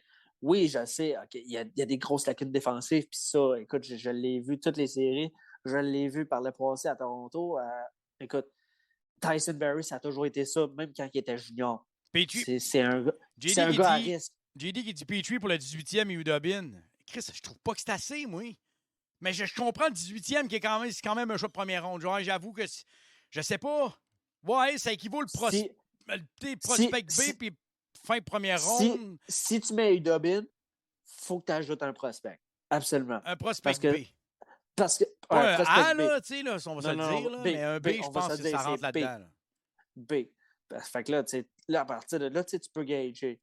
Puis, si tu veux rajouter, mettons, un Mike Hoffman, mais là, ça vient rajouter de la valeur à tout ça. C'est là que peut-être Gourianov pourrait rentrer dans le lot. C'est là que tu peux manager de quoi puis concocter une transaction qui peut accommoder les deux équipes. Mais JD a un bon script ici. Il dit ensuite, ils prennent le 18 puis le 26 puis tu montes dans le top 10. Ça, c'est faisable. Ça, avec un 18 puis un 26, tu peux monter 8, 9, 10. Tu peux aller dans proche de cette zone-là. Tu ne vas pas le monter top 5, mais 8, 9, 10, je crois qu'il y a une possibilité là. 8, 9, 10, il y a une possibilité. Puis le premier choix des sénateurs, qui est le 7e, il en parle beaucoup dernièrement. Il est beaucoup relié. Le Canadien serait intéressé à ce 7e choix-là. Puis, fait que là, si tu donnes le 18-26 avec un prospect, là, tu peux peut-être avoir le 7 plus le 1. Écoute. Je pense pas qu'on ait assez de bons prospects pour se permettre d'en échapper un. En ce moment, je pense pas qu'on ait d'assez bons prospects pour se permettre d'en échapper. Je pense qu'on a assez en défensive pour en laisser aller un. Je pense pas d'en laisser aller plusieurs. Je parle de un. Là. Je parle de défensive, là, pas en attaque. en attaque, tu peux rien toucher, on n'en a pas assez. Là. Faut le choisir. Faut le choisir avec minutie. Oui. Ça, faut que le travail soit fait. Parce que là, faut que les devoirs soient faits. Faut qu'ils disent, admettons, OK, Barron, on ne les change pas. OK, Mayo, on ne les change pas. Gouli, on ne les change pas. Mais là, tu sais, ça peut être un prospect, je sais pas moi, comme Jaden Struble. Ça peut être ça. Je dis pas que je veux les changer, mais à un moment donné, tu peux pas toutes les garder. Parce qu'ils ont tous à peu près la même gamme d'âge, puis ils vont tous être assignés Ils en vont même tous, temps. exactement. Ils ont tous Fait que dans là, ce tu range-là, peux pas. 20-22 ans. Fait que là, il va falloir que tu choisisses. Est-ce que tu veux laisser partir Jaden Struble? Ben, OK, regarde, c'est lui que vous voulez, mais prenez-le, man. Mais moi, je veux le 7e choix, absolument.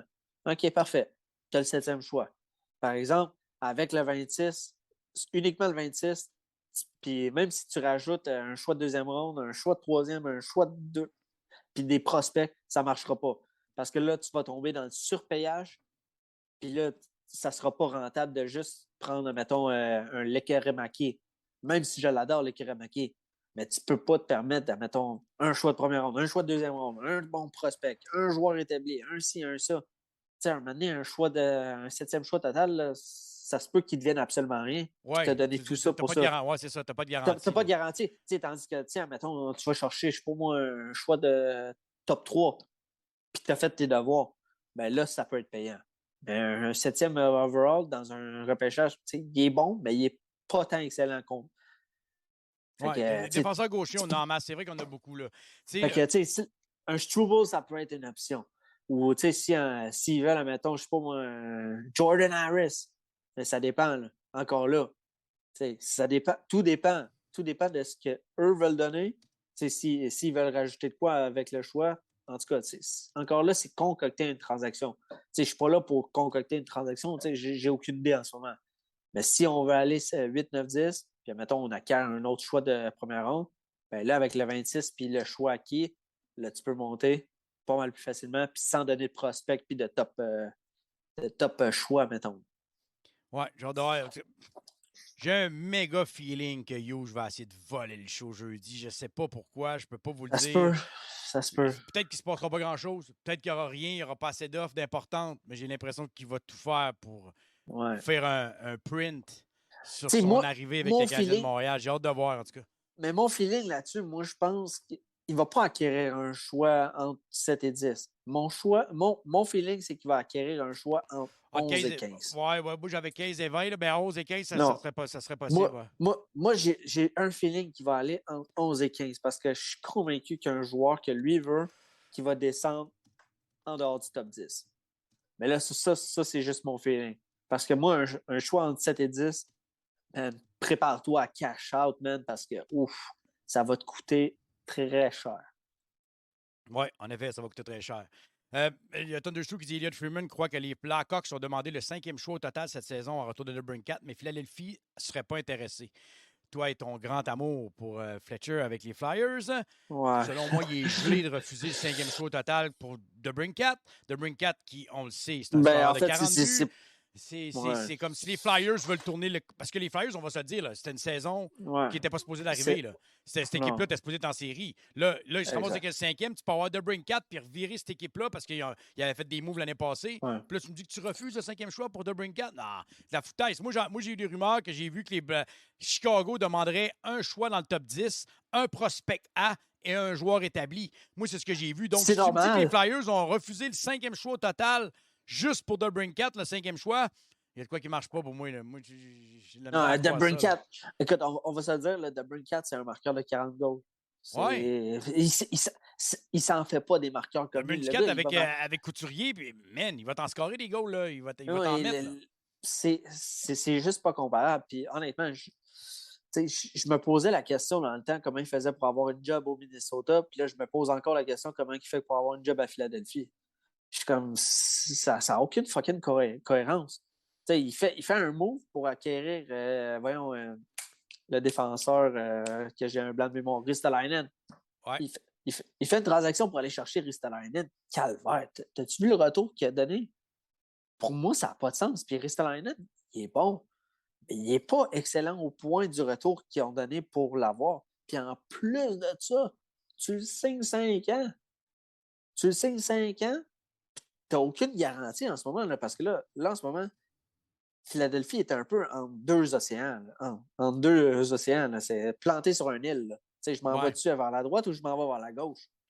Et là, tu signes 5 ans. OK, c'est quoi ton plan? C'est quoi ton plan? Qu'est-ce que tu y as vendu à Ristolainen pour qu'il signe 5 ans dans une ville comme ça? C'est une belle ville, Philadelphie, mais. J'ai dit qu'il faut demander quand tu brasses de la marde, dans quel sens il faut tourner? Elle est bonne. Je la trouvais Elle est bonne. bonne, elle est bonne. Fallait que je la dise, Nice one, fallait que je la dise, nice one. ouais, je la Ah, c'est trouvais bonne. correct, c'est correct. C'est bon, ça. On va changer de suite de sujet. Je vais revenir sur des propos que j'ai vus de Jake Allen qui est sorti il y a 3-4 jours, qui, selon lui, Price a appris énormément avec son procédé de réhabilitation l'année passée sur ses capacités physiques et sur ce que son corps pouvait endurer. Puis selon Jake Allen, c'est ses propres propos à lui, là, Carey Price sera de retour avec les Canadiens la saison prochaine. Il a été catégorique là-dessus. I expect Carey Price to be back with us next year. Il l'a vraiment dit. Je m'attends à ce que Price revienne avec nous l'année prochaine. Puis la relation entre les deux hommes, on le sait, est vraiment excellente. Donc, pour que Jake Allen s'avance à dire de tels propos, c'est sûrement des choses que Price n'a pas parlé à personne C'est ce que lui pense. C'est ce que lui pense, Jake Allen. Mais là, mais Jake Allen aurait-tu été dire ça s'il n'y aurait pas eu des informations? Il aurait juste dit. Mais il dit son feeling. Oui, il dit je m'attends à ce que Price revienne avec nous. Puis dans le link qu'il a fait l'entrevue avec TSN, il mentionne. Il dit Price a appris énormément. Il dit son entraînement est différent complètement de ce qu'il a fait avant. Mais en même temps, je vais répéter ce que Price lui-même a dit. Mais on ne saura pas avant qu'il tombe sur la glace puis qu'il fasse des déplacements puis qu'il pousse. Puis ça va être des matchs intra-équipe. Puis ça va être des matchs comme ça que Price va se donner au maximum pour être sûr que ça t'offre. Je ne m'attends pas que Price go 60 games. J'espère juste qu'il revienne pour peut-être une saison ou deux puis qu'il y a en gros 40-45 au pire pendant la saison. Là. Là, mais un Price en arrière avec les jeunes quand il est sur le banc. La photo que tu vois Caulfield qui ouvre les bras. Pour moi, Price, c'est le leader de cette équipe-là présentement avec Weber qui est parti. C'est Price. Là. Moi, je le vois comme vraiment le gars qui va entourer tous les jeunes qui s'en viennent. On sait comment il y a des primos. Regardez les séries qu'il a connues, qu'il y a une primo. J'ai hâte de voir. Je ne sais pas ce que tu en penses de ces propos-là. Comme tu dis, c'est ses propos, mais t'es-tu encore dans le range? Moi, j'avais 25 qui reviendrait. Moi, quand j'ai lu ça, j'ai fait « Oh, OK, il y a peut-être de quoi que on voit pas. » Moi, je pense pas qu'il va ramener. Moi, personnellement, si je m'appelle Carey Price, dans l'état actuel que je suis en ce moment, c'est plate, mais... Ben, Hughes l'a dit. Il a dit que présentement, tout allait bien. J'accroche mes patins. Hughes l'a dit hier, ils en ont parlé vite fait, là, puis il a dit présentement, tout ce que je sais, c'est que tout va bien. Donc, ça veut dire que tout se fait bien dans la réhabilitation, l'entraînement et tout. Là. Mais tu sais, c'est le début. Il n'a pas remis un patin. Non, c'est ça, c'est le début. Il n'a pas mis ses pads. Oui, mais on s'entend. Il s'est fait une injection de collagène dans le genou. C'est de quoi quand même assez huge. Là. Donc, s'il est capable de s'entraîner déjà dans le début d'entraînement puis que tout se passe bien, c'est un bon signe. Mais il y en a 7-8 signes. C'est un bon signe. C'est un signe sur les 6-7 qui s'en viennent. Là. Donc, c'est bon pour le moment. Puis dans un mois, ce sera peut-être tout croche rendu au 3e, au 4e signe qui va nous avancer. Là. On ne se le cachera pas qu'Harry Price il est magané sur un moyen temps. C'est un genou. C'est pas le reste du corps. C'est vraiment un genou. Non, mais c'est un genou. Mais c'est un genou, mais c'est à répétition. Il a été blessé c'est pour ça qu'ils ont jeté 4 fois. Ils ont jeté du cartilage dans le genou. Là. C'est la dernière opération qu'il faisait. Là. Si là, ça lâche, c'est fini. Là. Ça, il n'y a personne qui se doute de ça. Là. Ben, moi, personnellement, s'il se fait opérer, tant qu'à moi, ça va être une longue réhabilitation. Il y a déjà l'opération. Non, elle a déjà eu lieu. Ça a déjà eu lieu, l'opération. L'entraînement est recommencé. Là. Son opération, elle a déjà eu lieu tout de suite après la saison. Il y a eu l'opération au genou. Ils ont mis des cartilages dans le genou. Ouais. Le cartilage soude le genou. Puis après ça, il faut que tu t'entraînes pour retrouver la flexibilité. Ça, ils l'ont dit, l'opération qu'il y avait eu. Ça, c'est déjà fait. Là, il a recommencé à s'entraîner, mais là, c'est le début. Là. C'est l'étape 1 des 4-5 étapes qui s'en vient. Là. Bon, là, ça va bien. Mais Chris, je ne m'attendais pas que ça lâche à l'étape 1, moi. Là. Si c'est pour lâcher, ça va être à 3, 4, 5. Là, mais qui arrive vers la fin du camp d'entraînement. Là, il débute son entraînement. Là. Il a été un mois arrêté. Là, il débute. Donc, on est loin, mais encore loin de savoir ce qui va se passer avec lui. Puis Hughes, il ne sait pas plus. Puis je suis persuadé que Price lui-même, dans son salon présentement, il ne sait pas plus lui-même. Mais moi, je crois qu'il doit qu'il revienne. Pas pour que l'équipe aille en série. J'espère juste qu'il revienne, pas qu'il quitte comme ça. Là. Non, ben c'est sûr que moi, je trouverais ça dommage qu'il quitte comme ça. Mais c'est sûr que en même temps, s'il est capable de revenir, puis s'il est capable de bien performer, ben là, après ça, tu peux y mettre sur la table. Est-ce que tu veux gagner ta Coupe Stanley? Ça, c'est une option que tu peux y mettre. Ça, c'est après une saison complète. S'il revient toute la saison puis ça tient, ça, c'est une option envisagée l'année prochaine. Ouais, c'est une option envisagée. Mais moi mon opinion, elle n'a pas changé depuis le début. JD dit qu'il n'a pas commencé encore son entraînement, qu'il est encore en réhabilitation, que présentement, il est en train de camper. Il dit qu'Angela a mis des photos sur Instagram. Donc, tout va bien pour l'instant. Il campe J'ai- puis les genoux lâchent pas, c'est correct. Ouais, non. S'il campe puis le genou lâche, il y a un fichu problème en quelque part. Ah, là, on va c'est se le fini, dire. là. On va se le dire tout de C'est suite. Là. fini. Là, On va là, espérer c'est qu'il fini. pile pas d'un trou. Mais c'est parce que c'est parce que là, tu sais, c'est bien cute, là. 1, 2, 3, 4 opérations, mais à un moment donné, tu sais, c'est pas juste la qualité de vie que tu as pendant Ah, que mais tu il l'a joues dit, au hockey. Bryce. Je pense qu'on le sait. C'est la là. qualité de vie après la Ouais, carrière. je Là. pense qu'il le sait. Là. Parce qu'il y a quand même 3 kids. Là. Tu sais, s'il voit que oui, il pourrait jouer, mais dans le fond, il se maganerait juste plus pour son après-carrière, il va juste arrêter. Là. Mais tu sais, Parce que ça moi, vaut pas la peine. À 34 ans, le monde disait ah, tu sais, call quit. Ouais, arrête. mais Moi, j'aurais continué. Il a été voir un médecin Ouais, qui a dit il reste cette option-là, puis il a dit c'est la seule que j'ai jamais faite. Go, on y va, Ouais. on la fait. Si ça marche, Price l'a dit lui-même, si ça marche, go. Puis si ça marche pas, ben, ça sera la fin. Tu sais, Ah, Puis ben oui. lui-même, il le disait, puis tu sentais un Price un peu émotif parce qu'il n'y a pas un gardien qui se fait repêcher en première ronde qui se dit je vais arrêter ma carrière à 34 ans, là, à 33 ans. Là. Il n'y en a pas un Oh, ben sur la terre. ça, il y a personne. Ça, que tu sois gardien, que tu sois défenseur, que tu sois attaquant, ça Ouais. ne change rien. Là. Non, mais tu sais, c'est un gardien élite. On parle, Oui, oui. on parle pas d'un gardien numéro 2 qui a roulé sa bosse Non, pendant mais tu 10 sais, ans. On parle d'un gardien qui était dans les sommets de la Ligue nationale de hockey là, pendant 6, 7, 8 ans. Ouais. Là. C'est Mais tu sais, différent. on a eu un bon exemple à Montréal avec Shea Weber. Tu sais, ça a été un défenseur élite pas mal longtemps. Là. Ouais. Puis Il a été même élite l'année passée en playoff, Ouais. même s'il était Ouais, pété puis, partout. Là.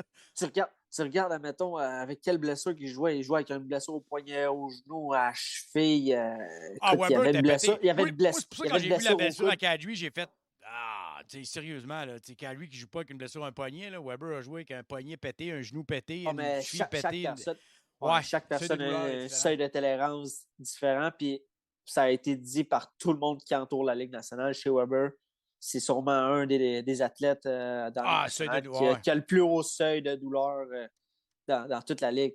Fait que, tu sais, moi, je le crois quand je vois ça. Écoute, blessure à un poignet, à la cheville, à un genou, à un coude, calvaire, là, il n'y a rien qui n'était pas brisé. Là.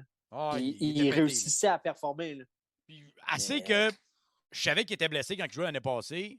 À ce Ouais, non, tout le monde le niveau-là, savait. mais à ce niveau-là, moi, quand j'ai vu les blessures qu'il avait, là, quand Dano l'a expliqué, puis j'étais comme, maintenant qu'il était vraiment cassé de partout. Là. Tu sais, on parle d'un poignet, on parle des hanches, on parle d'un genou, puis on parle d'une cheville. On parle des éléments clés pour un joueur de hockey. Là. De la tête aux pieds, il y avait que les épaules qui tenaient. Là. Le poignet avait mal, les hanches, bon, tu frappes moins parce que tes hanches, tu t'en sers pour frapper. Ton genou puis ton pied, tu n'as besoin de patiner. Là.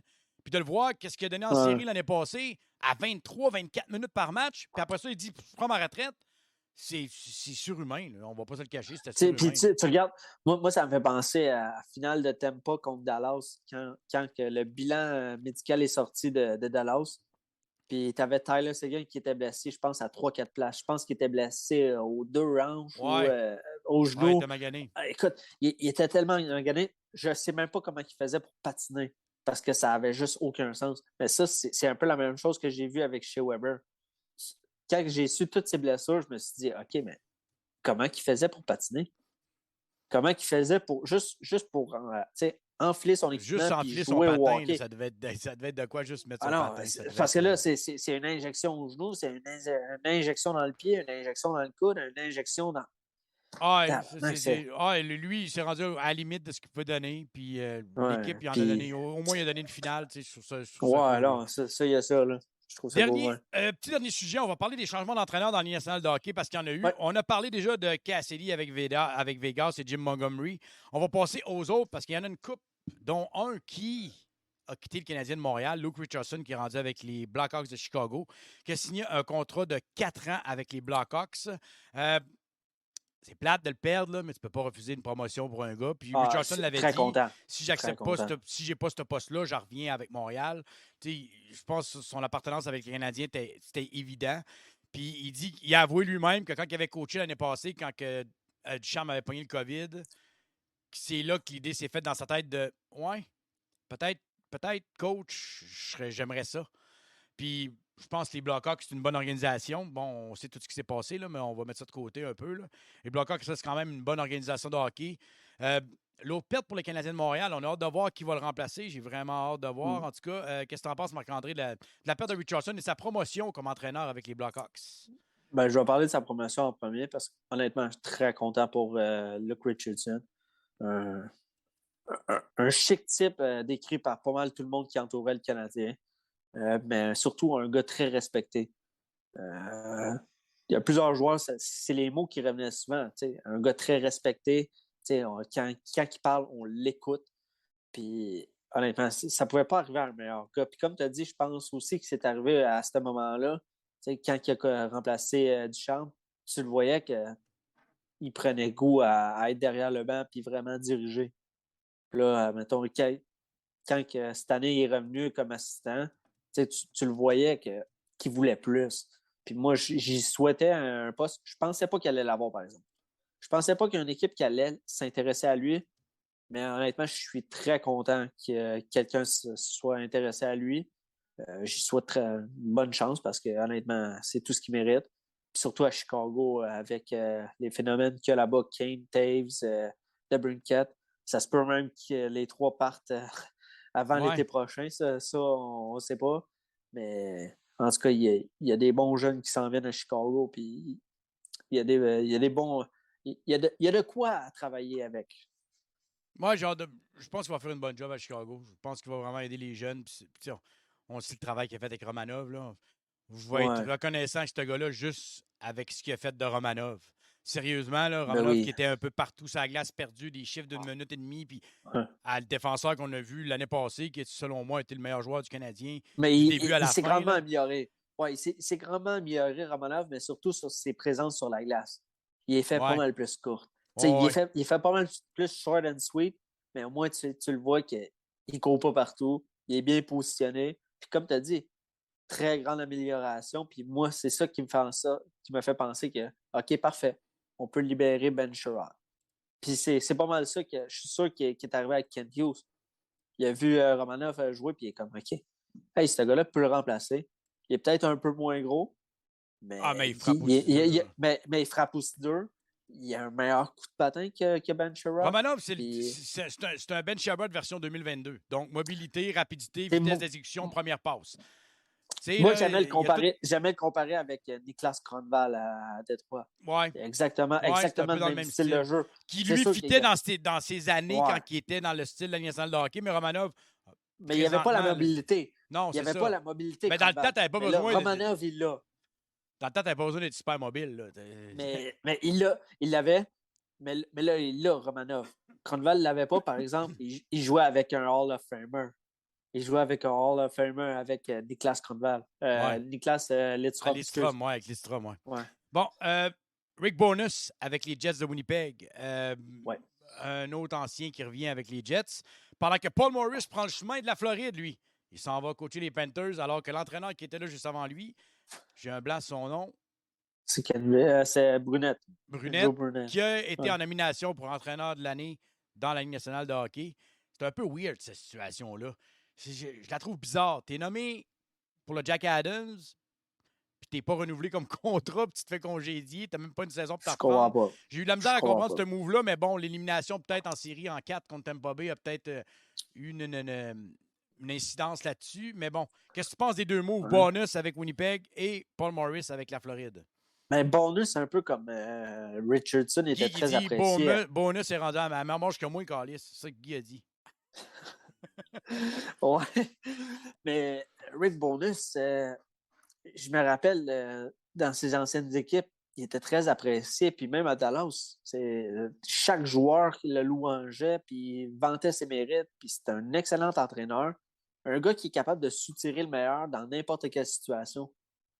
Mais c'est sûr que, tu sais, avec tout le bagage d'expérience, je pense qu'il a joué dans 4 décennies ou 3 décennies, je ne me rappelle pas, coaché, excuse. Puis, honnêtement, je pense que c'est le meilleur fit qu'il ne pouvait pas avoir à Winnipeg. Là. Rick Bowness, c'est juste parfait comme fit. Paul Maurice en Floride, je le trouvais arriéré à Winnipeg. Est-ce que c'était à cause qu'il y avait une certaine discorde dans son équipe que ça n'a juste pas levé? Parce qu'on sait, on a entendu des nouvelles, admettons, à propos de Mike Scheifele, Blake Wheeler, tout le monde. Il y avait beaucoup de chefs, pas assez d'Indiens. Fait que je ne sais pas si c'est ça qui a joué en fonction de la piètre fiche. Je pense pas, là, parce qu'en quelque part, il y a un mélange des deux. Mais je vois, honnêtement, j'ai juste pas vu l'intérêt de Paul Maurice d'aller chercher de Winnipeg. Moi, je pense qu'il y avait des meilleurs candidats parce que j'ai juste à penser à Benoît Gros. Oui, on est au Québec, mais Benoît Gros, il a gagné partout où il est allé. Il a gagné dans la Ligue junior majeure du Québec. Il a gagné dans la Ligue américaine. Il a fait son temps dans la Ligue américaine. Là. Ça fait plusieurs années qu'il est là. Ça doit faire pas loin de 10 ans. Fait que, moi, je pense qu'il aurait mérité un poste. Pascal Vincent. Ouais. Pascal Vincent aussi, ça était un autre bon candidat. Puis je suis convaincu qu'il y en avait plusieurs autres aussi qui l'auraient mérité. Mais Paul Maurice, pour moi, ça n'avait juste pas sa place. Mais regarde, c'est leur choix. Est-ce que ça va mener à quelque chose de bien? Je ne sais pas, mais enlever Brunette après une telle saison, puis on va se dire, ils ont connu une saison quasiment record. Fait que c'est assez ordinaire, selon moi. Là. Ouais, j'ai trouvé ça weird comme move, vraiment weird. Bonus, peut-être qu'il voulait de quoi de dur là-bas avec tout ce qui s'est passé avec Shifley, toutes les sagas dans le vestiaire, là, les clans. Ouais. Peut-être qu'il voulait un coach qui allait avoir une main qui était un nouveau qui va arriver et qui va faire wow, ça suffit. C'est le seul move que je vois. Là. Morris en Floride, je pense que c'est un excellent fit, même si je ne comprends pas le move de l'avoir congédié Brunette. Là. Je pense que c'est un excellent fit. Morris, qui est un coach intelligent, c'est un coach qui parle beaucoup aux joueurs. Je pense qu'il va bien fitter là-bas. Bon, il y a DeBoer Dallas, on pourra revenir là-dessus, mais je veux parler, on va terminer le show là-dessus. Là. Tortorella avec les Flyers, parce qu'il faut terminer ça avec Tortorella. On va se le dire, là, on va pas se le cacher. Là.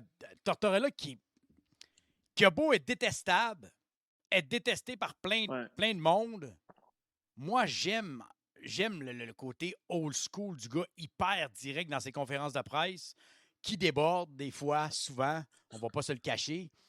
Je pense que Philadelphie a peut-être besoin de cette main dure-là. T'sais, ils ont eu des coachs plus soft, plus gentils. Là, peut-être qu'ils avaient besoin de ça. Est-ce que ça va toffer longtemps? J'ai hâte de voir. Là. C'est ma question. Marc-André, je te vois te pogner à la tête. Donc, je vais te laisser aller sur notre ami John Tortorella qui est rendu avec les Flyers de Philadelphie. Écoute, quand Fletcher est arrivé puis il a décidé d'engager Vigneault, Terrien et compagnie derrière le banc, j'étais comme, qu'est-ce qu'il fait là? Tu te dis, tu es dans une nouvelle LNH puis tu engages des vieux de la vieille qui ne suivent plus. Là, Thunderstrew, il dit, ça prend un bully pour coacher les Broad Street Bullies. Ouais, ça devient un bon point. Elle est bonne, celle-là, Thunderstrew. Parce que pour vrai, c'est vraiment ce qui amène Tortorella. C'est des équipes qui sont dures à jouer contre. Ouais, puis c'est parfait pour les Flyers. C'est parfait pour les Flyers. Puis ça, les Flyers, cet été, là, il va falloir faire attention parce que ça se peut qu'ils aillent s'en chercher des gros bonhommes là, pour vraiment ramener un peu l'identité. C'est un coach extrêmement dur. Et vraiment, là, lui, il n'accepte pas les demi-mesures. Tu l'aimes ou tu l'aimes pas? Ouais, puis je pense que Philadelphie, ça va être ça aussi. Il va y avoir une bunch qui vont l'adorer, puis il va y avoir une bunch qui vont le détester. Il n'y a pas de juste milieu avec ce gars-là. Avec John Tortorella, là, c'est vraiment comme tu dis. Là. J'aime et déteste. Tu l'aimes ou tu ne l'aimes pas? Puis il y en a plusieurs. Il y en a plusieurs qui ont dit qu'ils ont adoré John Tortorella. Mettons, Martin Saint-Louis. Martin Saint-Louis a adoré John Tortorella. Même Vincent Lecavalier, il l'a adoré parce que justement, c'était justement le coach direct qui disait les vraies affaires. Puis lui, admettons, il n'y a pas de demi-mesure. Tu joues bien, tu joues. Tu joues mal, on va te mettre ça à 4. Moi, je m'en fous. On va mettre le centre de la 4 à 1, ça ne me dérange pas. Mais tu vas m'en donner. Puis ça, moi, j'adore ça. Mais, par exemple, comme tu as dit, il y a le caractère chaud bouillant.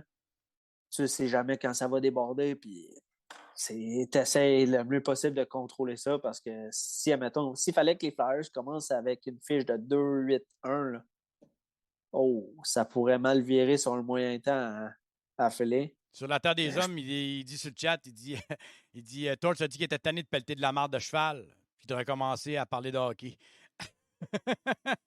On sait qu'il y a une ferme, le gars, là, c'est pour ça qu'il disait ça. Ouais. C'est quand même. Mais... J'ai hâte de voir. J'ai vraiment hâte de voir. J'ai hâte de voir, puis honnêtement, je pense. C'est rare qu'on voit ça autant d'entraîneurs. J'ai parlé de Boston, Vegas, Philadelphie, Floride, Dallas, Chicago, Winnipeg.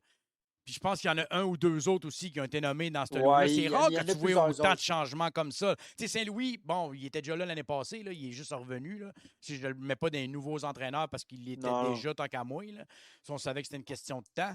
Euh, donc, c'est rare qu'on voit ça pareil, Marc-André, là, autant de changements d'entraîneur. C'est rare. C'est rare, mais en même temps, tu as plusieurs équipes en même temps qui font du surplace. Tu regardes les noms Winnipeg. des équipes que j'ai mentionnées. Bon, Chicago est en reconstruction. Ben, ça, je pense qu'on s'en doutait. Mais Winnipeg, c'est une équipe, on parle de série. Dallas, Floride, Philadelphie, Vegas, Boston. Ça en fait de la pression pour ces entraîneurs-là là, de se dire faut que tu te qualifies en série. Là. Si Montgomery arrive et finit dans les 10 pires clubs de la Ligue, là, ça va gueuler sur un méchant temps à Boston. Là.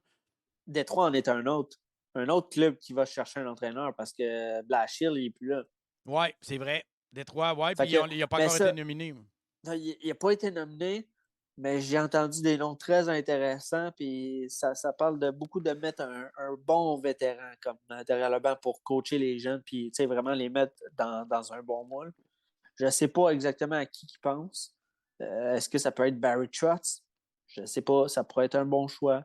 Mais j'ai hâte de voir ça aussi là, parce qu'on s'en va, ça veut dire. Trotz qui aurait refusé, je pense, c'est 7 ou 8 millions des Flyers. J'ai vu ça passer par année. Ah, j'ai jamais vu ça. 7-8 millions pour un coach. Non, ça aurait été le mieux payé de l'histoire de la Ligue nationale de hockey côté coach. Là. Il n'y a pas un coach qui aurait eu ça puis il aurait refusé ça. C'est weird.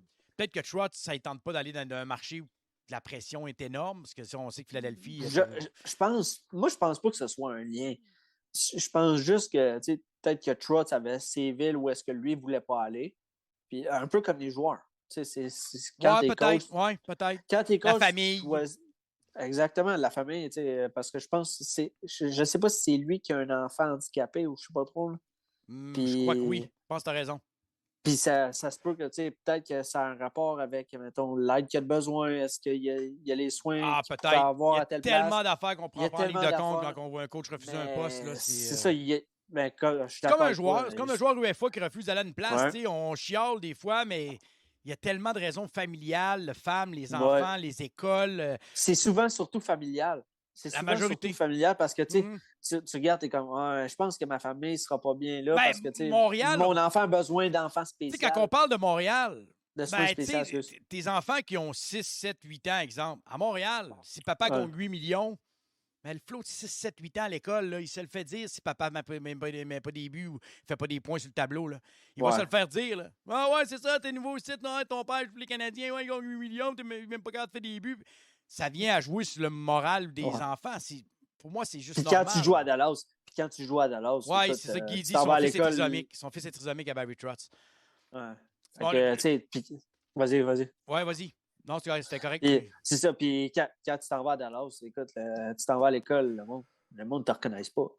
C'est un petit marché, puis tu peux te promener dans la rue en étant Tyler Seguin, ben peinard, puis il n'y a personne qui va te reconnaître. Mais si Tyler Seguin se promène sur la rue Sainte-Catherine à Montréal, je peux te garantir qu'il va se faire arrêter une dizaine de fois. Tu sais, comme Thunder Sue dit, être coach est tellement demandant en plus. Tu as la chance de pouvoir choisir ta destination, tu le fais. Donc, ça, pour moi, c'est clair. Bon, on termine là-dessus, Marc-André. Un gros merci pour le show. Pops qui a fait un board à ma demande. J'ai demandé, hey, tout le monde est partagé entre Slavkowski. Entre Slavkowski et Shane Wright. Tu pars donc un board pour le fun. Juste pour le fun. J'ai demandé ça après une dizaine de jours. Il y a eu 44 votes, 33 pour Shane Wright, 11 pour Slavkowski. Là, JD, il fallait qu'il rajoute son grain de sel juste avant de quitter, parce que JD a dit « Ciao tout le monde, je dois y aller. Prédiction, je veux Slavkowski. » JD, je respecte ton opinion, mais moi, les QI inexistants, j'ai bien de la misère avec ça, mais c'est correct. Je dis pas que j'aime pas Slavkowski. Pas ça que je dis. Et tout le monde veut Wright, le chiage va se dire Logan Cooley. Yo, je le connais trop bien. Tu sais, c'est comme... Présentement, c'est ça. C'est de même que ça se passe. Puis, tu sais, on ne pourra pas vraiment contredire le choix de Hughes parce que c'est un gars tellement intelligent qui est bien entouré, qui connaît les joueurs par cœur. Le gars, il connaît les 3 joueurs très bien. Puis lui, s'il prend une décision, il va avoir pris une décision qui va être réfléchie puis qui va avoir été pensée longtemps. Je vais avouer que si c'est pas Shane Wright, je vais être déçu. Je vais l'avouer clairement. Mais je ne serai pas fâché parce que j'ai confiance à cette nouvelle direction-là. Seul le temps va me dire si j'avais raison d'avoir confiance dans eux autres. Autant que j'ai eu confiance quand ils ont pris Kotkaniemi, puis qu'aujourd'hui, je me dis, ouais, on aurait peut-être dû prendre Bradley. Il n'y a Mais moi personne qui aussi, va le cacher. Il n'y a personne qui peut dire le contraire. Là. Aujourd'hui, je suis capable de le dire. Je comprends le choix de Kotka, je l'ai ouais. accepté. Je comprenais pourquoi ils l'ont pris. Aujourd'hui, je me dis, on aurait peut-être dû prendre Ouais. Bradley. Mais- C'est correct, c'est correct. Là. J'ai fait confiance à la direction qui avait fait des bons moves par avant. Là, c'est leur premier move. C'est un move important, pareil, Marc-André. Le premier choix du Canadien de Ouais. Montréal, Mais première puis, fois en tu sais, 42 ans. moi, mon interrogation, là, c'est pas de savoir s'ils vont choisir Wright ou Slavkovski.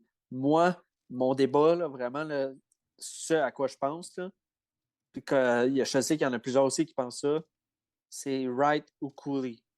Pour moi, c'est ça le vrai débat, puis c'est Wright ou Cooley. Puis ça va dépendre de ce que, justement, Hughes a décidé. S'il veut vraiment le talent pur ou s'il veut vraiment le high-end de Wright. Parce que Wright, on va se dire, là, il a raté 18 mois. Fait que ça peut jouer dans la c'est tout balance. le temps ça qui me. Moi, on dit, ouais, mais les trois sont égales. Ouais, mais c'est justement. Non. Si les trois sont égales, puis t'en as un qui a manqué 18 mois de hockey, c'est Aussi. parce qu'il y en a un qui est meilleur C'est vrai. que les autres. Moi, c'est comme ça que je le vois.